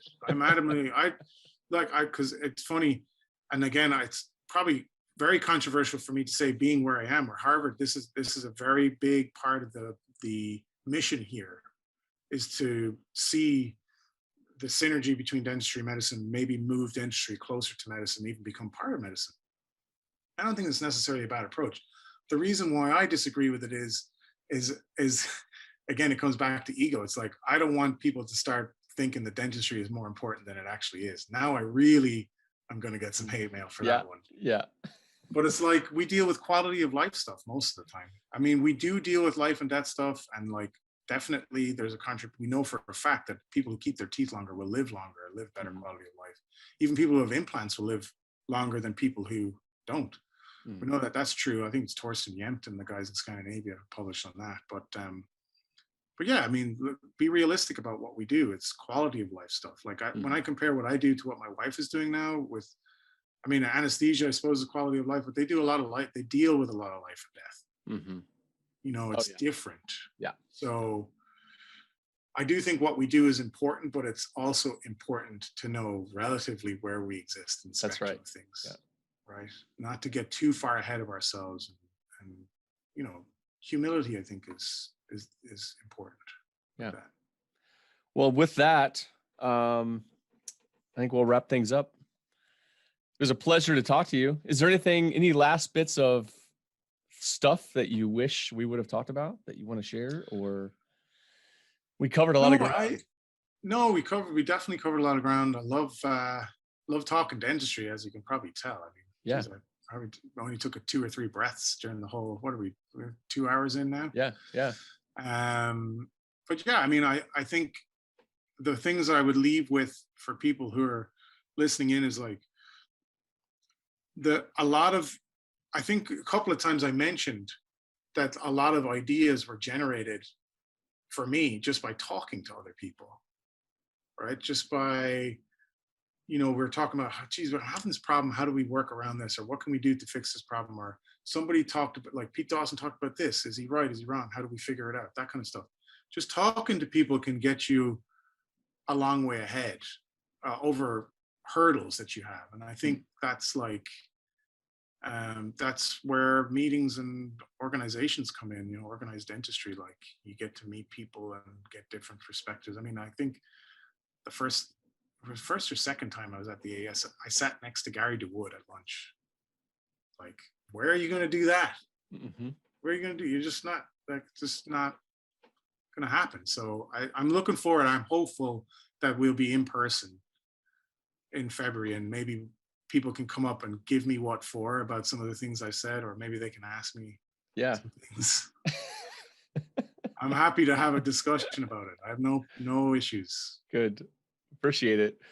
Yeah, thanks for having me. I've really enjoyed it too. I thought it was a great chat. Yeah, me too. Well, thanks for listening in. Hope you enjoyed that conversation as much as I enjoyed having it. So, don't forget to head on over to aes-tmj.org. Check out the 67th scientific meeting info. You can find there. It will be February 23rd and 24th, back in Chicago. Also, as some of you may remember, you've received some stuff back in March about the Applied Strategic Planning process the AES has started. So the board is moving forward with that. We're going to be having our interim meeting coming up pretty soon in September in Birmingham. President Keith Kinderknecht is hosting this year, and we'll be moving forward. We're going to have a really nice update for you live at the February meeting. So start getting excited. Talk to you next time.